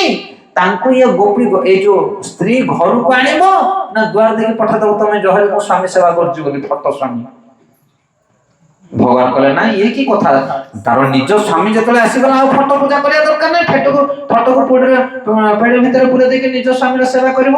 গোপী কହୁଛନ୍ତି ଆମେ ବି ସେଇ କଥା ଏକା କହୁଛୁ, ତୁମେ ହଉଛ ଆମର ଅରିଜିନାଲ ସ୍ୱାମୀ, ଆଉ ଘରେ ଯୋଉ ହାତ ଧରିକି ବାହାରିଛୁ ସେଟା ହଉଛି ଫଟୋ ସ୍ୱାମୀ। ହରି ବୋଲ, କଣ ବୁଝିପାରିଲ କି ନାଇଁ? ସେତେ ଆମେ ଯୋଉ ଖଣ୍ଡେ ଖଣ୍ଡେ ସ୍ୱାମୀ ପାଇଛେ ଏମାନେ ସବୁ ଫଟୋ ସ୍ୱାମୀ, ଆଉ ରିଏଲ ସ୍ୱାମୀ କିଏ? ରିଏଲ ସ୍ୱାମୀ ହଉଛନ୍ତି ଜଗନ୍ନାଥ ସ୍ୱାମୀ। ତେଣୁ କୃଷ୍ଣ ହଉଛନ୍ତି ଜଗତପତି, କୃଷ୍ଣ ଜଗତପତି, ସେ ଜଗତର ପତି। এই জগতের পতি কেহি নাহান্তি, সমস্ত প্রকৃতি, প্রকৃতি মানে সেবাকারী।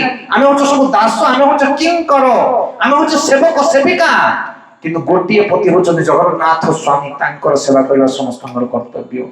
যদি সেই ভাবনারে আমি দেখিবা তাহলে গোপী মানে কହୁଛନ୍ତି তুমি হচ্ছে আমার প্রাণেশ্বর, তুমি হচ্ছে আমার পতি। ଆଉ ଏଇ ଯୋଉ ପତି ଗୋଟେ ଗୋଟେ ପାଇଛୁ ଯୋଉ 30-40 ବର୍ଷ ପାଇଁ, ଇଏ ପତି ଗଲା ପରେ ଆର ବର୍ଷ ଆର ଜନ୍ମକୁ ଆଉ ଗୋଟେ ପତି ମିଳିବ। ହଁ ନା ନାଇଁ? ହେ ନା 7 ଜନ୍ମ ପର୍ଯ୍ୟନ୍ତ ତମେ ପତି ପତ୍ନୀ ହେଇକି ଜନ୍ମ ହବ? ଗ୍ୟାରେଣ୍ଟି ପେପର ଲେଖି ଦେଇଥାଉ ତମେ, এই জন্ম পরে আর জন্ম আমি পতি পত্নী হবো, ঠিকনা নাই হয় এই জন্মরে তো মরিগলে আর গোটে পত্নী তুমি গ্রহণ করিব।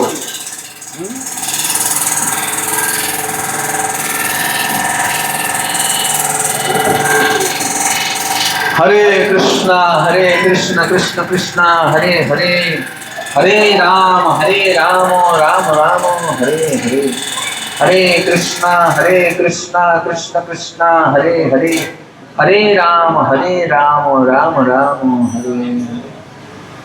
তো কহিবা কথা হলা আমি যে পতি পত্নী সম্পর্ক রখিছে, এই জন্মরে আমি যদি পত্নী মরি যায় তাহলে 4 দিন যাই নথিব আর গোটে পত্নী আমি গ্রহণ করছে, করছে কি নাই? কিছু ভরসা নাই আম পতি পত্নী ভিতরে। কিন্তু জগন্নাথ হচ্ছেন পরমানেন্ট পতি আমার, সে সবু জন্ম জন্মান্তরে আমার পতি হইকি রহিবে, সেটাই অসলি পতি হচ্ছেন সে। সেটাই গোপী মানে কହୁছেন হে কৃষ্ণ তুমি হচ্ছ আমার স্বামী, তুমি হচ্ছ আমার সর্বস্ব। ভগবান কৃষ্ণଙ୍କ সহিত ଗୋପୀ ମାନଙ୍କର ଯୋଉ ସମ୍ବନ୍ଧ ତାହା ପରମ ନିର୍ମଳ, ପରମ ପବିତ୍ର, ପରମ ଶାଶ୍ୱତ। ସେଥିରେ କୌଣସି ପ୍ରକାର ଲେଶ ମାତ୍ର କୌଣସି ଦୁର୍ଗନ୍ଧ ବା କୌଣସି ପ୍ରକାର ଦୋଷ ନାହିଁ।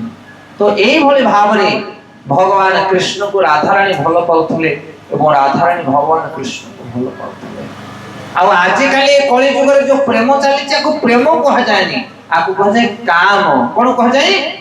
କାମ। आत्मेन्द्रिय प्रतिवांछा तारे बोली काम, कृष्णेन्द्रिय प्रतिवांछा धरे प्रेम नाम।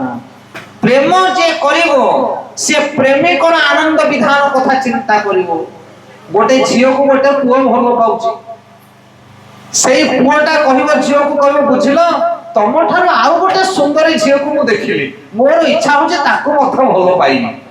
बोले से झियो कोन कहिबो, अरे बाड़ी पोसा मते भल पाइछ आउ गोटा को भल पाइबो तो ना? बुझी पारतो ना काय कथा? झियो जदी कहबो तम ठार गोटे भल टोकाटा मु देखिजे ताको मु भल पाइ, बोले पुओ राजी पड़िबो? सेथे आको प्रेम कहजाने। प्रेम अर्थ कोन ना प्रियतमर आनंद विधान करिबा, ता छडा और दूसरा किछ नाही। सेथे राधाराणी कृष्ण को भल पाउतले। कृष्ण जदी कहते आज ललिता विशाखार संग मते दरकार, ललिता विशाखार सेवा मते दरकार, ताले राधाराणी आनी समान को जुटे दियते ताको पाखरे। भगवान कृष्ण जो सखी मानक सहित लीला करंती, जो गोपी मानक सहित लीला करंती, राधाराणी सेते आउ अधिक आनंद होंती, कारण कृष्णकर आनंद ही तांकर जीवन। कृष्ण आनंद छडा अन्य किछि देखि पारंते नाही राधाराणी। एई भलिया प्रेम ए जगत रे हेई पारिबो नाही, असंभव। এই জগতরে এই যে শরীর, এই যে মাটি পানি পবন শরীর, এই শরীরে এই প্রেম সম্পাদন করি হব ନାହିଁ, অসম্ভব। তেଣୁ সেই প্রেমକୁ ବୁଝିବା ପାଇଁ ହେଲେ ଜଣକୁ ଦିବ୍ୟ ସ୍ତରକୁ ଯିବାକୁ ପଡ଼ିବ। ଦିବ୍ୟ ସ୍ତରକୁ ନ ଗଲେ সেই ପ୍ରେମ ବୁଝି ହେବନି। କିଛି କିଛି ଲୋକମାନେ କମ୍ପ୍ଲେନ୍ କରନ୍ତି, ହଁ ବୁଝି ପାରିବନି, ତମେ ବୁଝାଉ ନା ଆମେ ବୁଝିବୁ। ହରିହର ତମେ ବୁଝା ଆମେ ବୁଝିବୁ, ଆଇ ଯେତେ ବୁଝେଇଲେ ବି ତମ ମୁଣ୍ଡରେ ପଶିବନି। ତା ଗୋଟେ ଉଦାହରଣ ଦଉଛି ଶୁଣ। ଗୋଟେ ଦ୍ୱିତୀୟ କ୍ଲାସ ପିଲାକୁ ପ୍ରଶ୍ନ ପଚାରିବ, ଗୋଟେ ଦ୍ୱିତୀୟ କ୍ଲାସ ପିଲାକୁ ମିଶାଣ ଫେରଣା ଯଦି ଆସୁଥିବ ଦ୍ୱିତୀୟ ତୃତୀୟ କ୍ଲାସ ପିଲାଙ୍କୁ, ତାଙ୍କୁ କହିବ 2 ମିଶାଣ 2 କେତେ? 4। 2 ରୁ 2 ଗଲା କେତେ? 0। 3 ରୁ 2 ଗଲା କେତେ? 1। 4 ରୁ 5 ଗଲା କେତେ जीवनी आ गणित भूल 4 ରୁ 5 जीव कि जीवनी जीव एई क्लास रे जीवनी आउ 3टा 4टा क्लास ऊपर गले जीव माने बीज गणित जतले पढिबो सेतले जीव कोन बुझि परत नै 4 - 5 इज इक्वल टू -1 एई गणितटा एमान को जणा नाही काहाकू ए जो प्रथम द्वितीय पिला सेते बीज गणित जे पढितो सिए छोटरू बड़ अंकटा को काटी पारिबो एसे को साधारण उदाहरण सेते जो माने आत्म स्तर रे थांती आध्यात्मिक स्तर रे थांती दिव्य स्तर रे उपनीत हंती से माने जानि परिबे आत्मा स्तर रे से प्रेम संगठित होई पारे ए भौतिक जगत रे से प्रेम को आपण केबे भी संपादन करि परिबे नाही असंभव द्वितीय तृतीय क्लास पिला को जते बुझेले मत से माने बुझी परिबे नाही जे गोटे छोट घर बड़ अंक जाय परिबो सेते से होचे राधा रानी को भावना भगवान कृष्ण को सहित ताकर संपर्क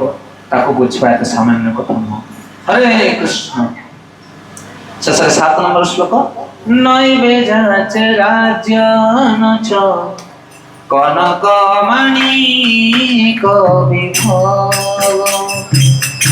न जाचे हम रम्या सक लजना काम्या परवधु सदा काले काले प्रमथपति नगीत चरित जगन्नाथ स्वामी नयन पथगामी भवतु मे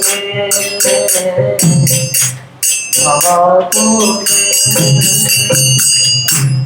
तो वर्तमान भगवान कृष्ण को राधा रानी भल पाती अधिक प्रिय कहीं ना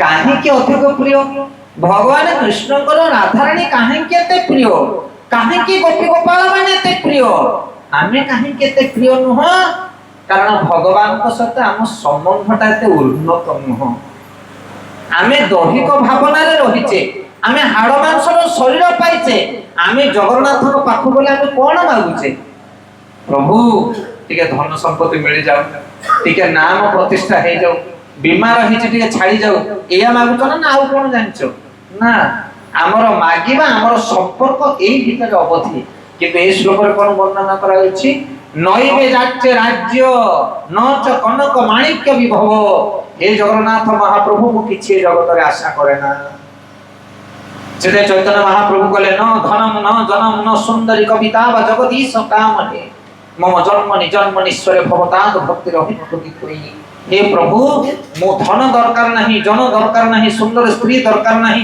मान सम्मान दरकार नहीं अब कौन दरकार केवल तुमर सेवा दरकार सेवा छड़ा मोर कुछ आवश्यक नहीं ए भाव रे केते जण अछन ए जुग रे आइ ए भाव रे केते जण अछन ए कली जुग रे कि प्रभु मते किछ दरकार नहीं मु खाली तुम सेवा करूथि एमिति के अछन ए जगत रे केही ना आज्ञा सेथिपाई एई जगत रे प्रेम करबा असंभव प्राय जो माने जगन्नाथ ठारो किछि पाइबा पई इच्छा करंती नाही केवल जगन्नाथ सेवा करंती से माने ही जगन्नाथ को किणी पकांती जगन्नाथ सेमान को छाडी कुआडे जाई पारंती नाही आउ जे मागिबो जगन्नाथ को से केबे जगन्नाथ कृपा पाई परिबो नाही उदाहरण स्वरूप आपण गोटे कोटिपति लोक ही थाई पारंती किंतु आपण पाखरे जदि गोटे साधारण मूल्य भिखारी लोकटा आसी काम करूची दिने काम करिवो दि दिने काम करिवो 4 दिन काम करिवो तुम किछि पैसा नबोनी सी काम कला दिनटा को तुम कहबो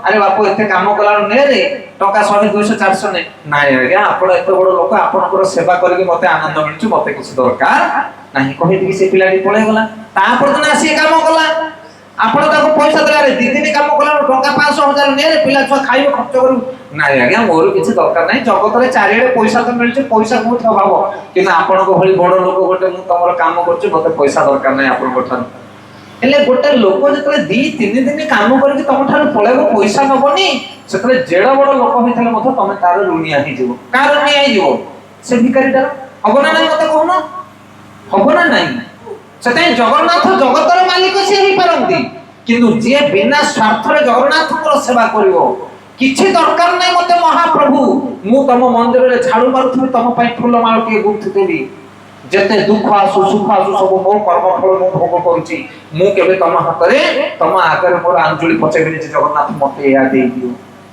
এই ভাবনারে কেতে জন জগন্নাথଙ୍କ সেবা করুଛନ୍ତି। সত কথা কহিবটি দেখি, সুদামা ব্রাহ্মণ কৃষ্ণଙ୍କର সেবা କରୁଥିଲା, କୃଷ୍ଣ କୃଷ୍ଣ ନାମ ଉଚ୍ଚାରଣ କରୁଥିଲା। ଦରିଦ୍ର ଏତେ ଆସିଲା ଯେ ଖାଇବା ପାଇଁ ଘରେ ନଥିଲା, ପିନ୍ଧିବା ପାଇଁ ଲୋକ ନଥିଲା। ପତ୍ନୀ ବାଧ୍ୟ କରି କରି ଠେଲି ଠେଲି ପକଉଛି, ପରା ଦ୍ୱାରକାଧୀଶ ତମର ବନ୍ଧୁ ଯାଉନ ବନ୍ଧୁ ପାଖରୁ କଣ ଟିକେ ମାଗିକି ଆଣିବ, ଘରେ ଖାଇବା ପାଇଁ ନାହିଁ। ସୁଦାମାର ଇଚ୍ଛା ଥାଏ କି ମଧ୍ୟ ପେଲି ପେଲି ହେଇକି ପଳଉଛି ସିଏ, କିନ୍ତୁ ମାଗି ପାରୁଛି କି କୃଷ୍ଣଙ୍କୁ? ମାଗୁଛି କିଛି ମାଗୁନି। ଖାଲି ସୁଦାମା ନୁହଁ, ଭଗବାନ କୃଷ୍ଣଙ୍କର ଯେତେ ଭକ୍ତ ଅଛନ୍ତି ଜଗତ ଭିତରେ କିଏ କିଛି ବି ଭଗବାନଙ୍କୁ ମାଗି ନାହାନ୍ତି। ଜଣକ ନାଁ କୁହ କିଏ କଣ ମାଗିଛି? ପ୍ରହ୍ଲାଦ, ଧ୍ରୁବ, ମହାନ ମହାନ ଭକ୍ତ ମାନେ ଥିଲେ, ସେମାନେ କେବେ କିଛି ମାଗି ନାହାନ୍ତି ଭଗବାନଙ୍କୁ। ଦେଖନ୍ତୁ ଇତିହାସ ଆପଣ ଦେଖନ୍ତୁ। ସେଥିପାଇଁ ଏକଥା କୁହାଯାଉଛି ଯଦି ଜଗନ୍ନାଥଙ୍କର ପ୍ରିୟ ହବା ପାଇଁ ତମେ ଚାହୁଁଛ ତାହେଲେ କେବେ ଜଗନ୍ନାଥଙ୍କୁ କିଛି ମାଗ ନାହିଁ। ଆପଣ କହିବେ ଏତେ କଷ୍ଟ ଆସୁଛି ଆମ ଜୀବନରେ, ବିପଦ ଆସୁଛି, ଆମେ ଜଗନ୍ନାଥଙ୍କୁ ମାଗିବୁନୁ। ଆରେ ବିପଦ ଯାକ ତମ କର୍ମ ଫଳ, ତମେ ଭଗବାନଙ୍କୁ କାହିଁକି ସାକ୍ଷୀ ରଖୁଛୁ ସେଥିରେ? ତମ କର୍ମ ଫଳ ତମେ ଭୋଗ କରିବନି। ଲକ୍ଷେ ଟଙ୍କା ଜଣଙ୍କଠୁ ବାକି ନେଇଛ, ତାକୁ 50,000 ଦେଇଛ, ଆଉ 50,000 ନ ଦେଇକି କହୁଛ ଖସିକି ପଳେଇବି, ହରିବଲ। ଇଏ କିଏ କୋଉ କାଳର କଥା? ସେଥିପାଇଁ ଆମେ ଯାହା କରୁଛେ ତାହା ଆମେ ଭୁଞ୍ଜୁଛେ। ଆଜି ଆମକୁ ଆନନ୍ଦ ମିଳୁଛି, ଆଜି ଆମକୁ କଷ୍ଟ ମିଳୁଛି, ତା କାରଣ କିଏ? ତା କାରଣ ହଉଛି ଆମେ। ବ୍ରହ୍ମାଜୀ ପ୍ରାର୍ଥନା କରୁଛନ୍ତି, ତତେ ଅନୁକମ୍ପା ସୁଶ୍ରୀମିକ୍ଷମାଣ ଭୁଞ୍ଜାନ ଏବାତ୍ମକୃତ ବିପାକ। ହେ ପ୍ରଭୁ ଜଗନ୍ନାଥ, ମୁଁ ଯାହା କଷ୍ଟ ପାଉଛି ସେଟା ମୋ ଜନ୍ମର କର୍ମ ଫଳ, ଏଥିରେ ମୁଁ ତୁମକୁ ସାକ୍ଷୀ ଦେବା ପାଇଁ ଚାହେଁ ନା। ସେଥିପାଇଁ ଭକ୍ତ ଜୀବନରେ କଷ୍ଟକୁ ସ୍ୱୀକାର କରେ ଆଉ ଭଗବାନଙ୍କର ସେବା କରେ। ହରେ କୃଷ୍ଣ। ସେଥିପାଇଁ ଏହି ଶ୍ଲୋକରେ କହୁଛନ୍ତି, 7 ନମ୍ବର ଶ୍ଲୋକରେ, न जाचे अहम रम्या कनक माणिक्य विभव, न जाचे अहम रम्या सकल जन काम्या बरवधु। सदा काले काले प्रमथ पतिना गीत रचित जगन्नाथ स्वामी नयन पथ गान भवतु। हे जगन्नाथ महाप्रभु, मु सबुआले चाहे प्रमथ नाथ महादेव जहाँकर चरित्र गान करती ସେହି ପ୍ରଭୁ ଜଗନ୍ନାଥ ମୋର ନୟନ ପଥର ପ୍ରତୀକ ହୁଅନ୍ତୁ।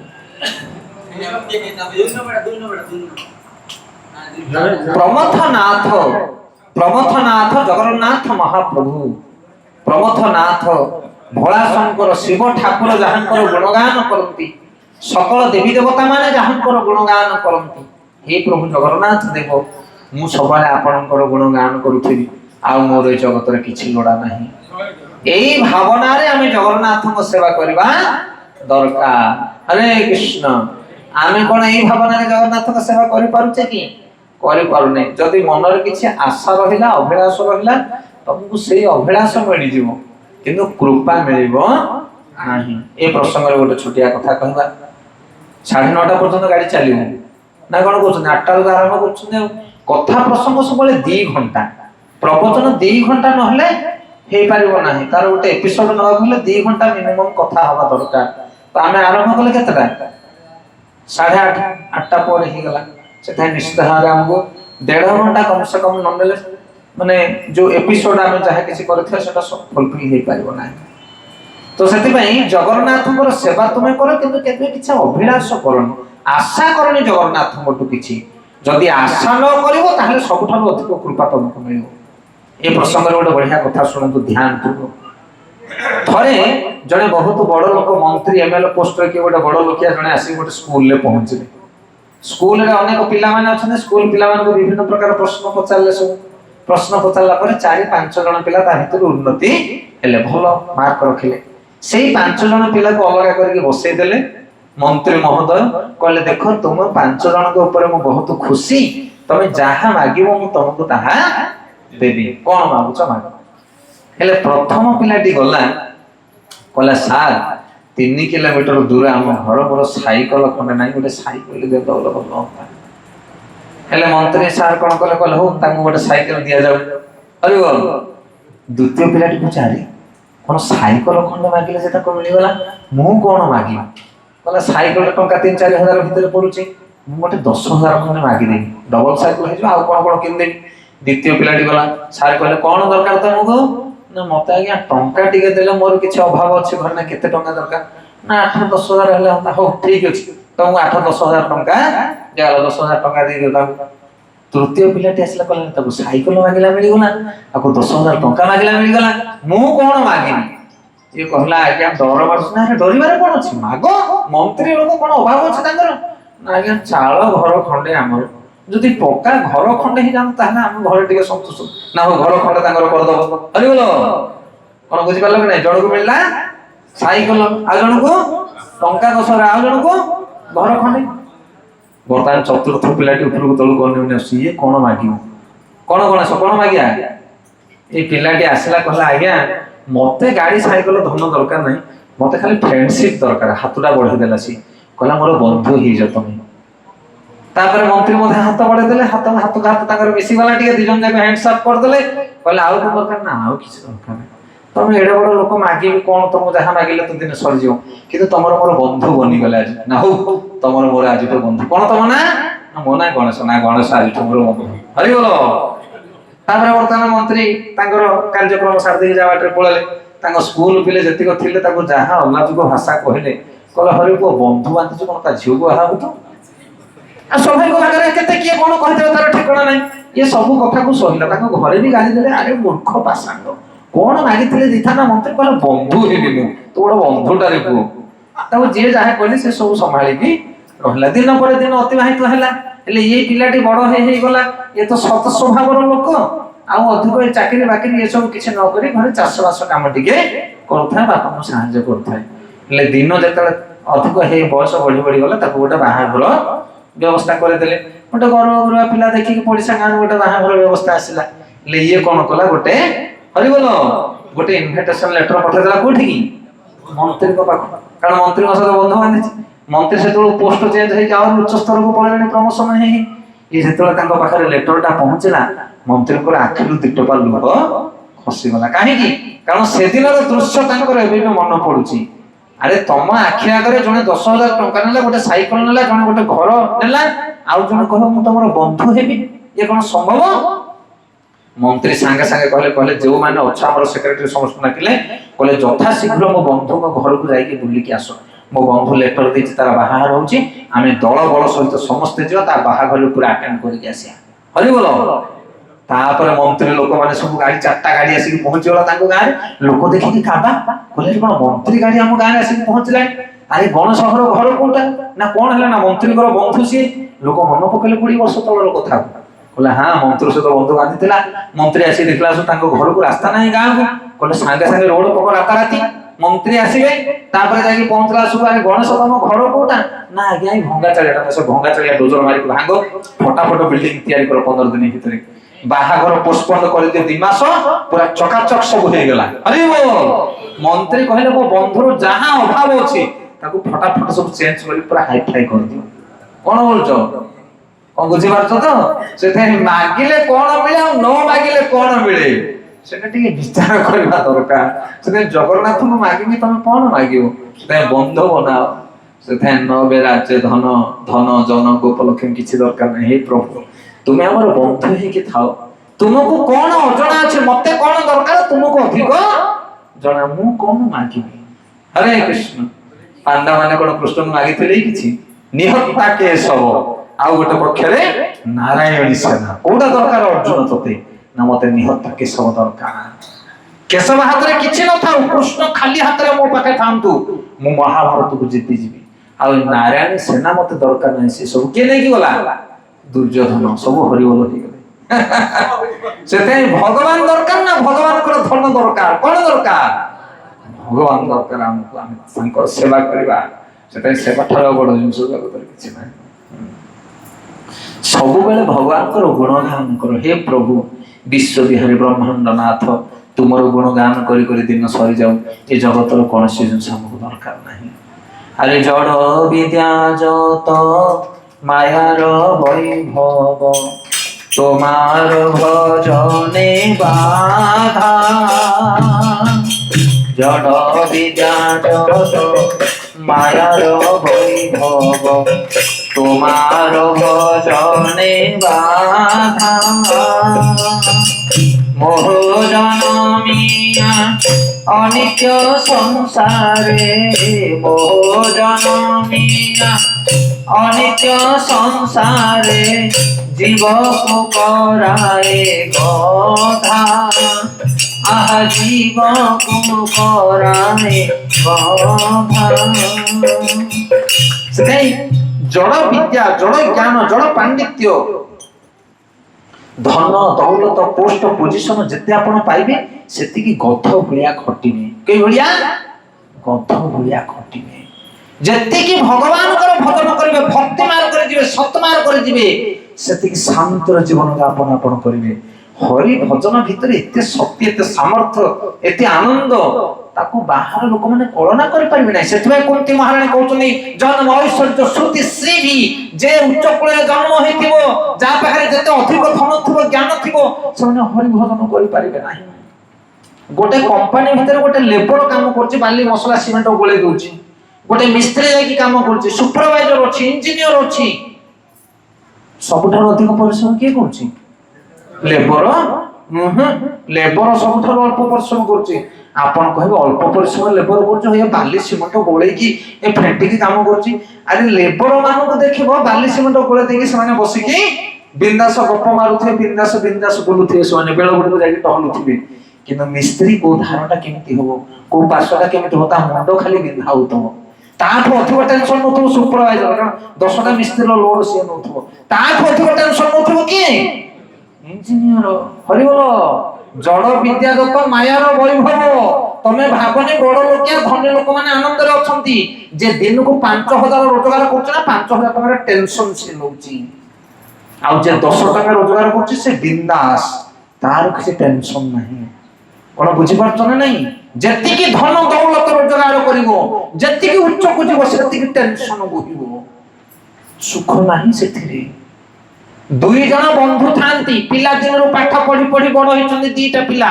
ଗୋଟେ ଚାକିରି କରିକି ପଳେଇଲା ବମ୍ବେ, ଆଉ ଗୋଟେ ଗାଁରେ ରହିକି ଚାଷବାସ କରୁଥାଏ।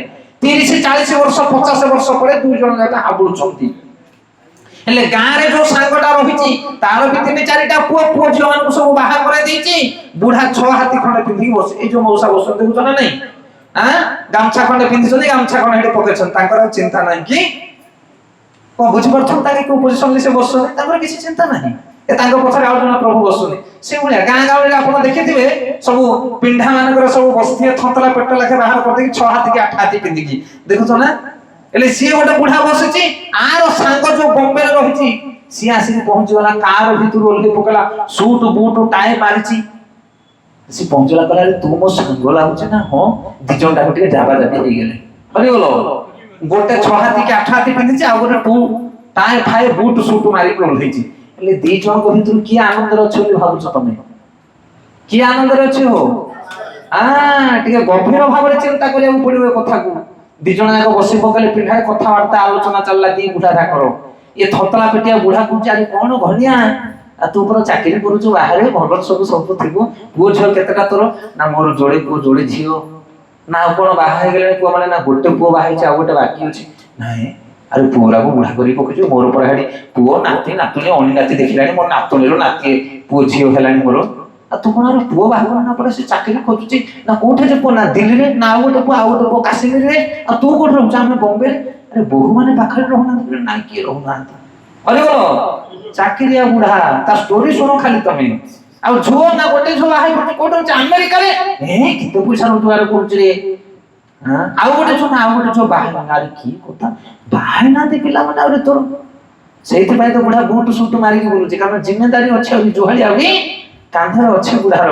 କିନ୍ତୁ ଏ ବୁଢା କହୁଛି ବସ ମୋ କଥା ଶୁଣ, ମୋର ଯୋଡି ପୁଅ ଯୋଡି ଝିଅ। ଏଇ ଗୋଟେ ପୁଅ ଚାଷବାସ କାମ କରୁଛି, ମୋର ଟେନସନ କିଛି ନାହିଁ।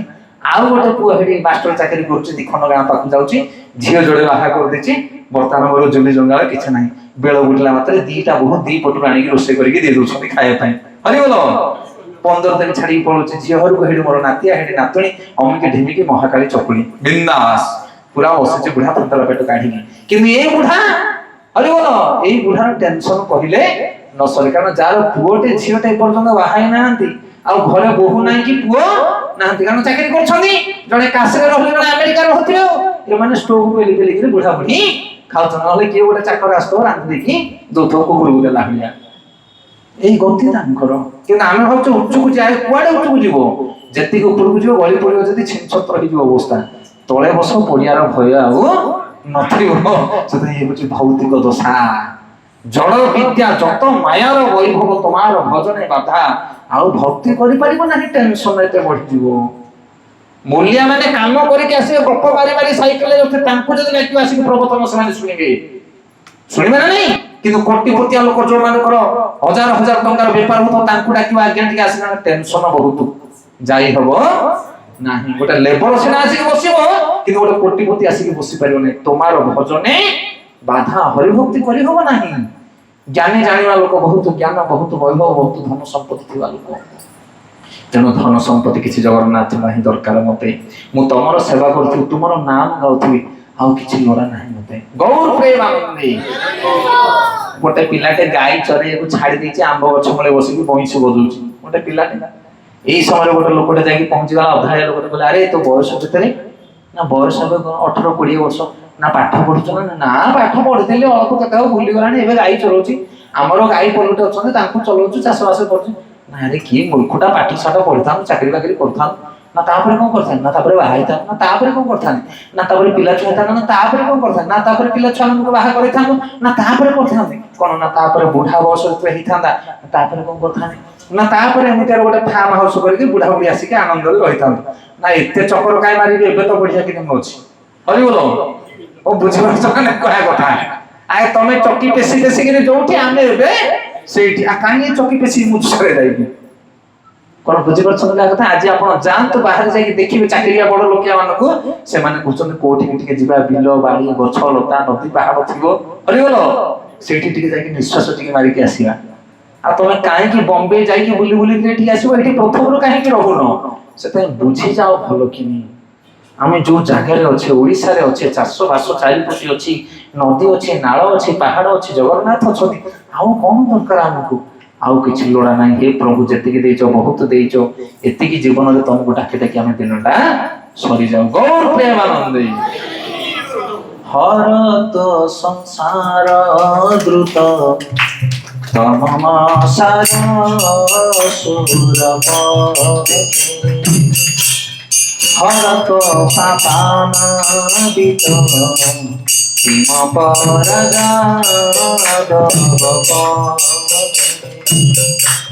অহদিন নাথে নিহিত চরণ নিশ্চিত নমিদ জগন্নাথ স্বামী নয়ন পথগামী ভবতু ভবতু। হে সুরপতি, দেবতা ମାନଙ୍କର ଦେବତା ଆପଣ, ଦେବଦେବ, ଶୀଘ୍ର ମୋତେ ସଂସାରରୁ ଉଦ୍ଧାର କରନ୍ତୁ। ହେ ଯଦୁପତି, ମୋର ଦୁଃସହ ପାପ ଭାର ବିମୋଚନ କରନ୍ତୁ। ଦୀନ ଅନାଥ ବ୍ୟକ୍ତିଗଣଙ୍କୁ ଯେ ସିଓ ଚରଣ ସମର୍ପଣ କରିଛନ୍ତି, ସେହି ପ୍ରଭୁ ଜଗନ୍ନାଥ ଦେବ ମୋର ନୟନ ପଥର ପଥି କୁହନ୍ତୁ। ଇଏ ଶେଷ ଶ୍ଲୋକ। ଏଥିରେ ଜଗନ୍ନାଥଙ୍କୁ ନିବେଦନ କରୁଛନ୍ତି, ଭକ୍ତ କହୁଛନ୍ତି, ହେ ପ୍ରଭୁ, ଯଦି ଦବାର ଅଛି ମତେ ତାହେଲେ କଣ ଦିଅ? ନା ମତେ ଭବ ସଂସାରରୁ ଉଦ୍ଧାର କରିଦିଅ। ଆମେ ଭବ ସଂସାର ମାଗୁଛେ, ଆମକୁ ଅଧିକ ଧନ, ଅଧିକ ଦୌଲତ, ଅଧିକ ପଦ ମର୍ଯ୍ୟାଦା ଦିଅ। କିନ୍ତୁ ଯେ ପ୍ରକୃତରେ ଜ୍ଞାନୀ ବିଜ୍ଞ, ସେ କହେ ପ୍ରଭୁ ମତେ ଧନ ସମ୍ପଦ ଦୌଲତ ଦରକାର ନାହିଁ, ଜଗତ ମତେ ଉଦ୍ଧାର କରିଦିଅ, ଲୋଡ଼ା ନାହିଁ ମତେ ଜଗତ। ଗଜ ଆଉ କୁମ୍ଭୀର ଭିତରେ ଯୁଦ୍ଧ ଲାଗିଲା। ଭଗବାନ ହରି ଆସିଲେ, କୁମ୍ଭୀରର ମସ୍ତକକୁ ଛେଦନ କଲେ, ଗଜକୁ ଉଦ୍ଧାର କଲେ। ଗଜ ହାତ ଯୋଡ଼ିକି ପ୍ରାର୍ଥନା କରୁଛି, ଆପଣ ଗଜେନ୍ଦ୍ର ସ୍ତୁତି ପଢିବେ ଭାଗବତରେ। କହୁଛନ୍ତି, ହେ ପ୍ରଭୁ ଜଗନ୍ନାଥ, ହେ ପ୍ରଭୁ କମଳ ନୟନ, ଆପଣ କାହାକୁ ଉଦ୍ଧାର କଲେ? এই কুম্ভীরକୁ ତ ଉଦ୍ଧାର କରିଦେଲେ, ମତେ ତ ଛାଡ଼ିଦେଲେ ଭବ ସଂସାରରେ। ଏ କୁମ୍ଭୀର ସିନା ମୋ ଗୋଡ଼କୁ ଧରିଥିଲା, ଏ କିମ୍ଭୀର ମରିଗଲା, ଆଉ ଗୋଟେ କିମ୍ଭୀର ଆସି କାଲି ପରା ମୋ ଗୋଡ଼କୁ ଧରିବ। ହରିବୋଲ। କଣ ବୁଝିପାରୁଛ ନା ନାଇଁ କହିବା କଥା? ସେଥିପାଇଁ ବନ୍ଧନ ଏଇ କୁମ୍ଭୀର ନୁହଁ, ବନ୍ଧନ ହଉଛି ଶରୀର। এই ଜଗତ ହଉଛି ମୋ ପାଇଁ ବନ୍ଧନ, এই ଜଗତରୁ ମତେ ଉଦ୍ଧାର କର। এই କୁମ୍ଭୀର, এই ଯୋଉ ଗଜ ଶରୀରରୁ ମତେ ଉଦ୍ଧାର କର ହେ ପ୍ରଭୁ। ସେଥିପାଇଁ ଆପଣ କଣ ଖୋଜୁଛନ୍ତି? ଆପଣ କଣ ଖୋଜୁଛନ୍ତି? ଚାକିରି ମିଳୁନି, ଚାକିରିଟେ ଦେଇଦିଅ। ପୁଅ ଝିଅ ହଉନାହାନ୍ତି, ପୁଅ ଝିଅ ଗୋଟେ ଜନ୍ମ କରେଇ ଦିଅ। এইটা ଆପଣ ଖୋଜୁଛନ୍ତି। ଇଏ ତ ବନ୍ଧନ ଉପରେ ବନ୍ଧନ। से गोद डाकुची हे प्रभु मते संसार दुखर उद्धार करनी मते संसार ही उद्धार कर दे संसार मते दरकार नहीं तेरे बहुत गहन कथा बहुत गभीर कथा ए जगतर प्रभु मते उद्धार करो आमे ए जगतर जते प्लान करबा जते व्यवस्था करबा ए जगतर आपण सुखी ही परिबे नाही कारण ए जगतर ना होचे दुखालय कोन जगतर ना दुखालय पुस्तकालय को गले कोन मिलिबो पुस्तक मिलिबो औषधालय को गले औषध मिलिबो आ दुखालय को गले कोन मिलिबो सेथा एई भीतर रहि के आपण जगन्नाथ को सुख मागतुनी एठी के सुख पाइ नाहंती कि पाइबे नाही हरत पापनाम जगन्नाथ चाहिले तुम पाप को नष्ट कर दे पारिबे आमे पाप करछे बहु पाप करछे हम पापर ठिकाना नाही आ जे परद मनुष्य तार पाप भार को नष्ट न करछे से भगवत धाम को जाय परिबो नाही ए जगत उद्धार ही परिबो नाही फांका गलिया रास्ता नाही आगे जिया पाई कोन बुझि परछो तो कहा कथा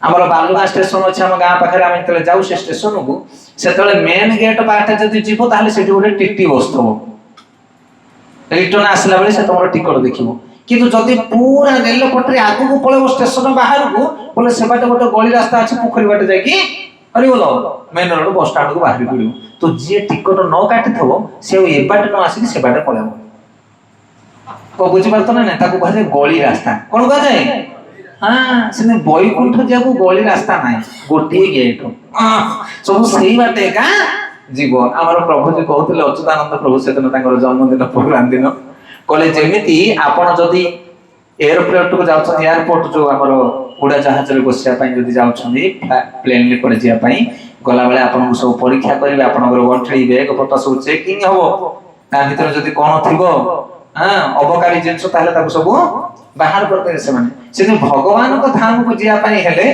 तम बॉडी टा को स्कैन करा जिवो केतिकी पाप अहंकार जिंस रहछि जदि काम क्रोध लोह मद मत्सर्य किछ रहछि ताले सेठी जाय परिबो नाही सेते आम भीतर थिबा मैला आम भीतर थिबा पाप ताको केमिति धोइबे आपण हरि चाहिले धोइ देबे भगवान को छडा आपनकर पाप को केही धोइ परिबे नाही ए जगत रे तांको पाखरे से शक्ति अछि हरि भजन जगन्नाथ चाहिले आपनकर पाप नष्ट हो जिवो किछ लोक माने कहते ताले पाप करिवो अनेक प्रश्न पचारंते हम YouTube रे बर्तन छाडुछु किछ वीडियो लोक माने वितंडा प्रश्न पचारंते कहते आज्ञा आपण कहते हरि नाम कले पाप नष्ट हो जिवो हरि माछ मांस खाइबो परस्त्री गमन करिवो चौर वृत्ति करिवो बुढ़ा काल को हरि खोजि दबो बोल उद्धार हो जिवो कोन उत्तर कोन हो ना नहीं ना आ ताहले छाड़ दवा से पद काट दवा ना बुढ़ा काल को उद्धार पाई परिवनी बोली हो ना ना हरि बोल अजामिल महापाप करिथिला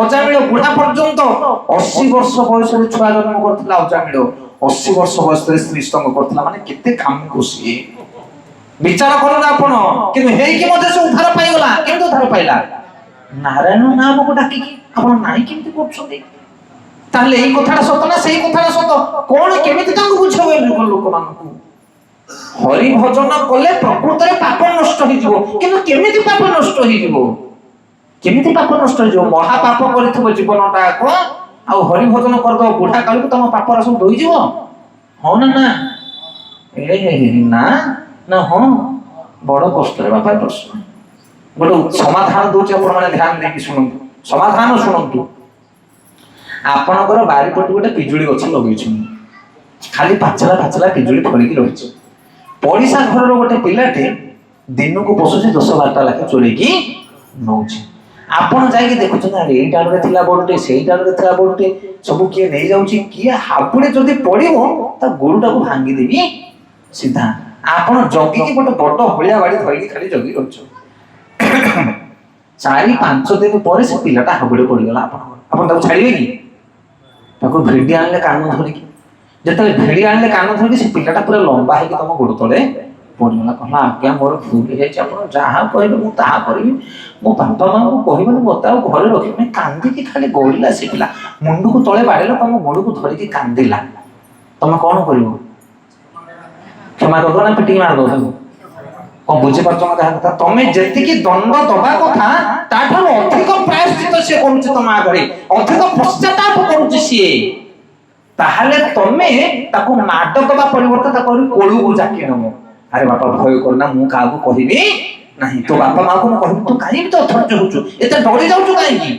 ଅପରାଧୀ କି ତମେ ଦଣ୍ଡ ଦବନି, ତାକୁ କଣ କରିବ? ସୁରକ୍ଷା ଦବ। କେତେବେଳେ? କେତେବେଳେ? ଯେତେବେଳେ ସେ ସେଟାକୁ ଅନୁଭବ କରିବ, ପଶ୍ଚାତାପ କରିବ।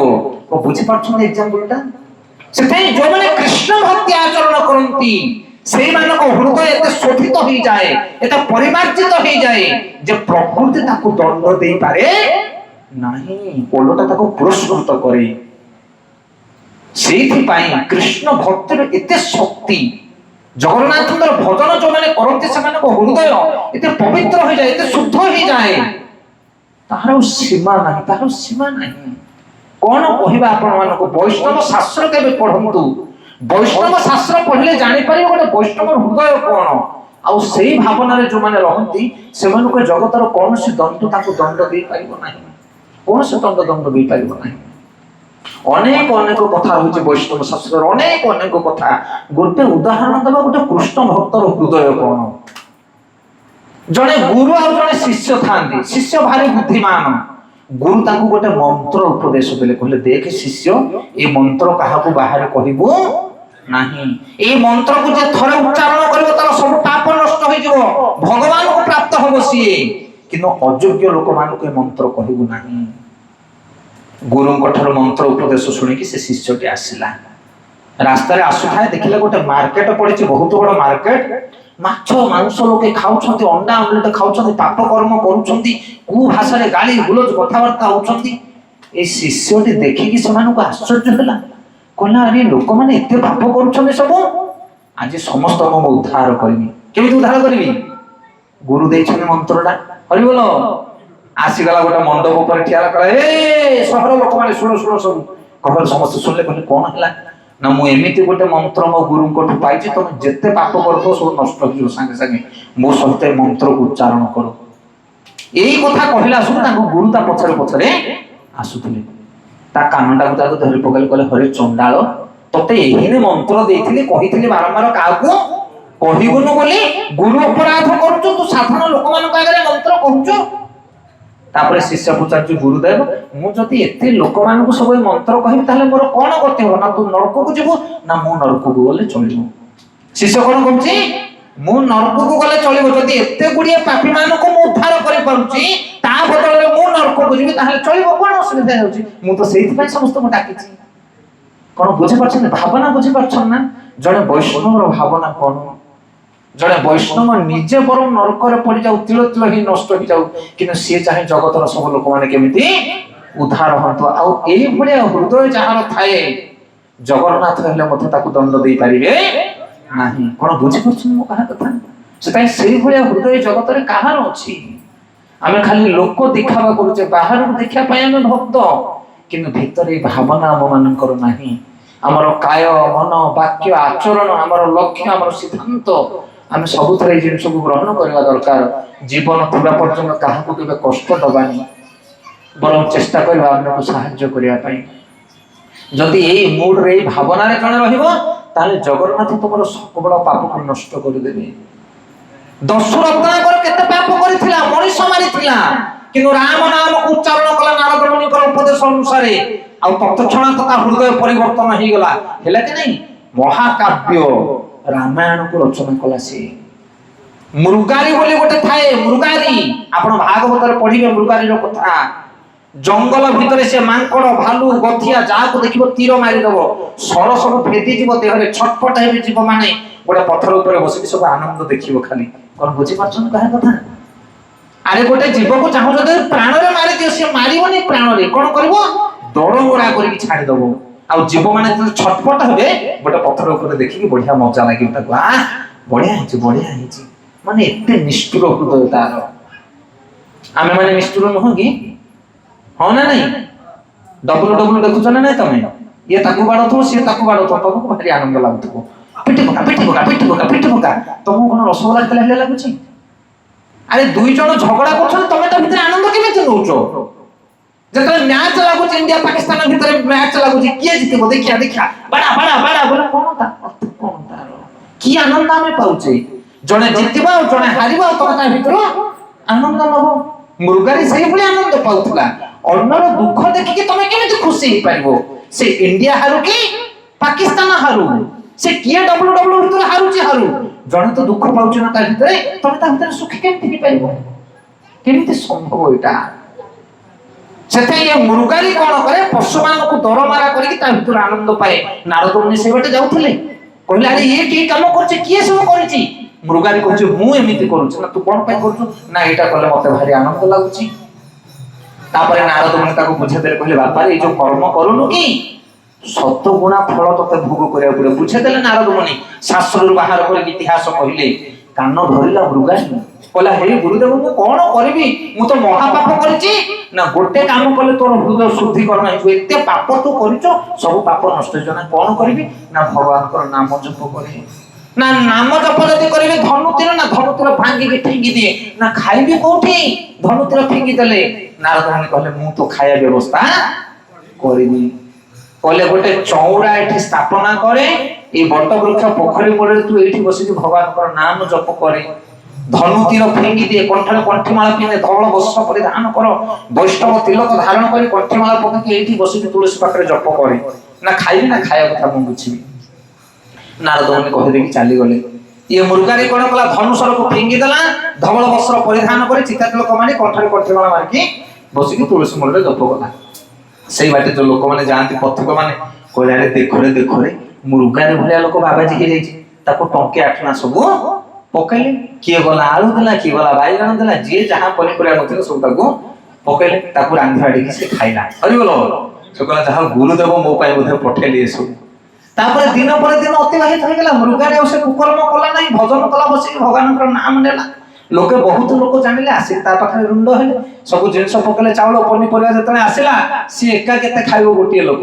रांधी देला भरि किने गोटा हंडा जे गला तांको बेले बेले देला कहला भाई खाइबी जो काई खाली तेरे जाउछो आज जेता लोक खाइले ता तो देबे ना नहीं अरे तामे जे भोजन करछे दिन को 3 टाइम 4 टाइम कोठी खाइले बोले तो कोन दबा ना तो ए भले भाबरे लोक देले आ लोक रांधी लाडी की खाइले हरि बोलो सेट गोटे उत्सव हे गेला गोटे मठ तयारी हे गेला मुर्गारी कोन बुझि पारछो ना नहीं सेते आपण जति सत मार्ग कर जिवे सत्कर्म करिवे खाइबा अभाव अछि जगत रे सत कथा कोनाते खाइबा अभाव अछि कि आम पाप जोगु आमे भिकारी भलिया बुलुचे जगत रे आम लोभ जोगु आमे भिकारी हे जाइछे धनर अभाव नाही चाखंडिका पेटटे पूजा पई दीपट रोटी डाली टिके दरकार सेतिको मिलुनी हमको अन्नर तंटी चिपुचे आमे सेते सत मार्ग करे जाओ तो मुर्गारी के नारद मुनि बुद्धि बते देले मुर्गारी भगवान को नाम जप कला भक्ति आचरण कला ताको मिलिला डाली चावल पनी परिवा फीस्ट बनै की मंदिर तळी को मठ करी रहला किछि दिन परे नारद मुनि सेवाट आस्तले पर्वत मुनि तांगर संग दुई मुनि जका आसी हाबडी गले कहले आस आस पर्वत मुनि गोटे शिष्यटे मोर इठी अछि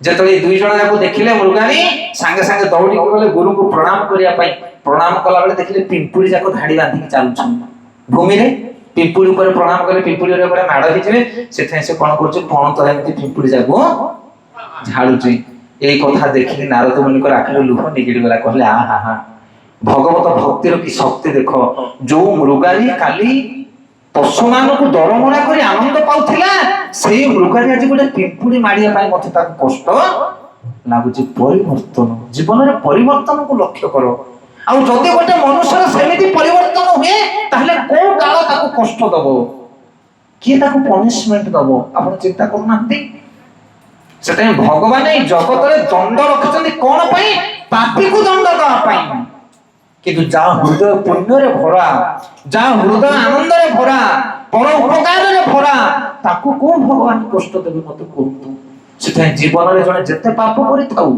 जदि कृष्ण भजन करे जदि भक्ति आचरण कले तारे तार सब पाप ताप नष्ट हो जिवा आचार्य माने कहउछनी जेमिति तुलार पहाड़ रे अग्नि संयोग कले गोटे क्षण भितर तुला सब भस्मित हो जाए सेमिति जीवन जीवन धरी अनंत जन्म धरी करितला पाप जदि कृष्ण भजन करा जाए तार एते शक्ति गोटे क्षण भितर सब पड़ी की ध्वंस हो जिवो एते शक्ति अछि कृष्ण भजन रे तेणु हे जगन्नाथ महाप्रभु मते धन जन किछि दरकार नै मते कोन दरकार आपनकर सेवा दरकार आपनकर गुणगान दरकार आउ किछि लोड़ा नाही ए जगतर दुख जंजाल मते उद्धार कर मते धन संपत्ति किछि लोड़ा नाही गौर प्रेमानंदे तब शेषरे कहउचंदी जगन्नाथष्टकं पुण्यजः पठत प्रयत शुचिः सर्व पाप विशुद्धात्मा विष्णु लोक सगच्छति। ये जगन्नाथ अष्टकम को जे पठन करे श्रवण करे सब पाप तार विनाश होई से विष्णु लोक को प्राप्त हुए। तेणु आपण माने 2 दिन धरि श्रवण कले एवं आमे हमर अयोग्य गुण रे 2 दिन धरि जगन्नाथ अष्टकम को पाठ कलु। जगन्नाथ महाप्रभु निश्चित हारे आपण मानक कृपा करिवे। आपण माने निश्चित हारे निजर पाप ताप को हरण करि भगवत धाम को यात्रा करि पारिबे। ए शक्ति जगन्नाथ अष्टकम रे रहिछि। तेणु प्रतिदिन आमे जगन्नाथ सेवा करवा, तांकर आराधना करवा। तांको ठारो बड़ जगत रे केही ना, से जगतर नाथ। तांकर गुणगान कर, तांकर सेवा कर, ताहले तुमे जगत रे किछ अभाव रहइबो नाही। एई कथा को शिक्षा दवा पई वेद शास्त्र पुराण उपनिषद सब किछि गोटिए कथा। ये गोटिए कथा कि जगतर नाथ जगन्नाथ होछन कृपामय, आमे होछि दिनहीन अधम अयोग्य। यदि से प्रभुकर शरण जीवा ताहले हम जीवन रे अभाव रहइबो नाही। आउ शास्त्र रे किछि नाही आज्ञा। एई गोटिए कथा को विभिन्न प्रकार शास्त्र रे विभिन्न प्रकार गुण रे गुणमान करा जाय अछि। तेणु एहा को जीवन रे ग्रहण करी आपण मान उद्धार हा पाई चेष्टा करु।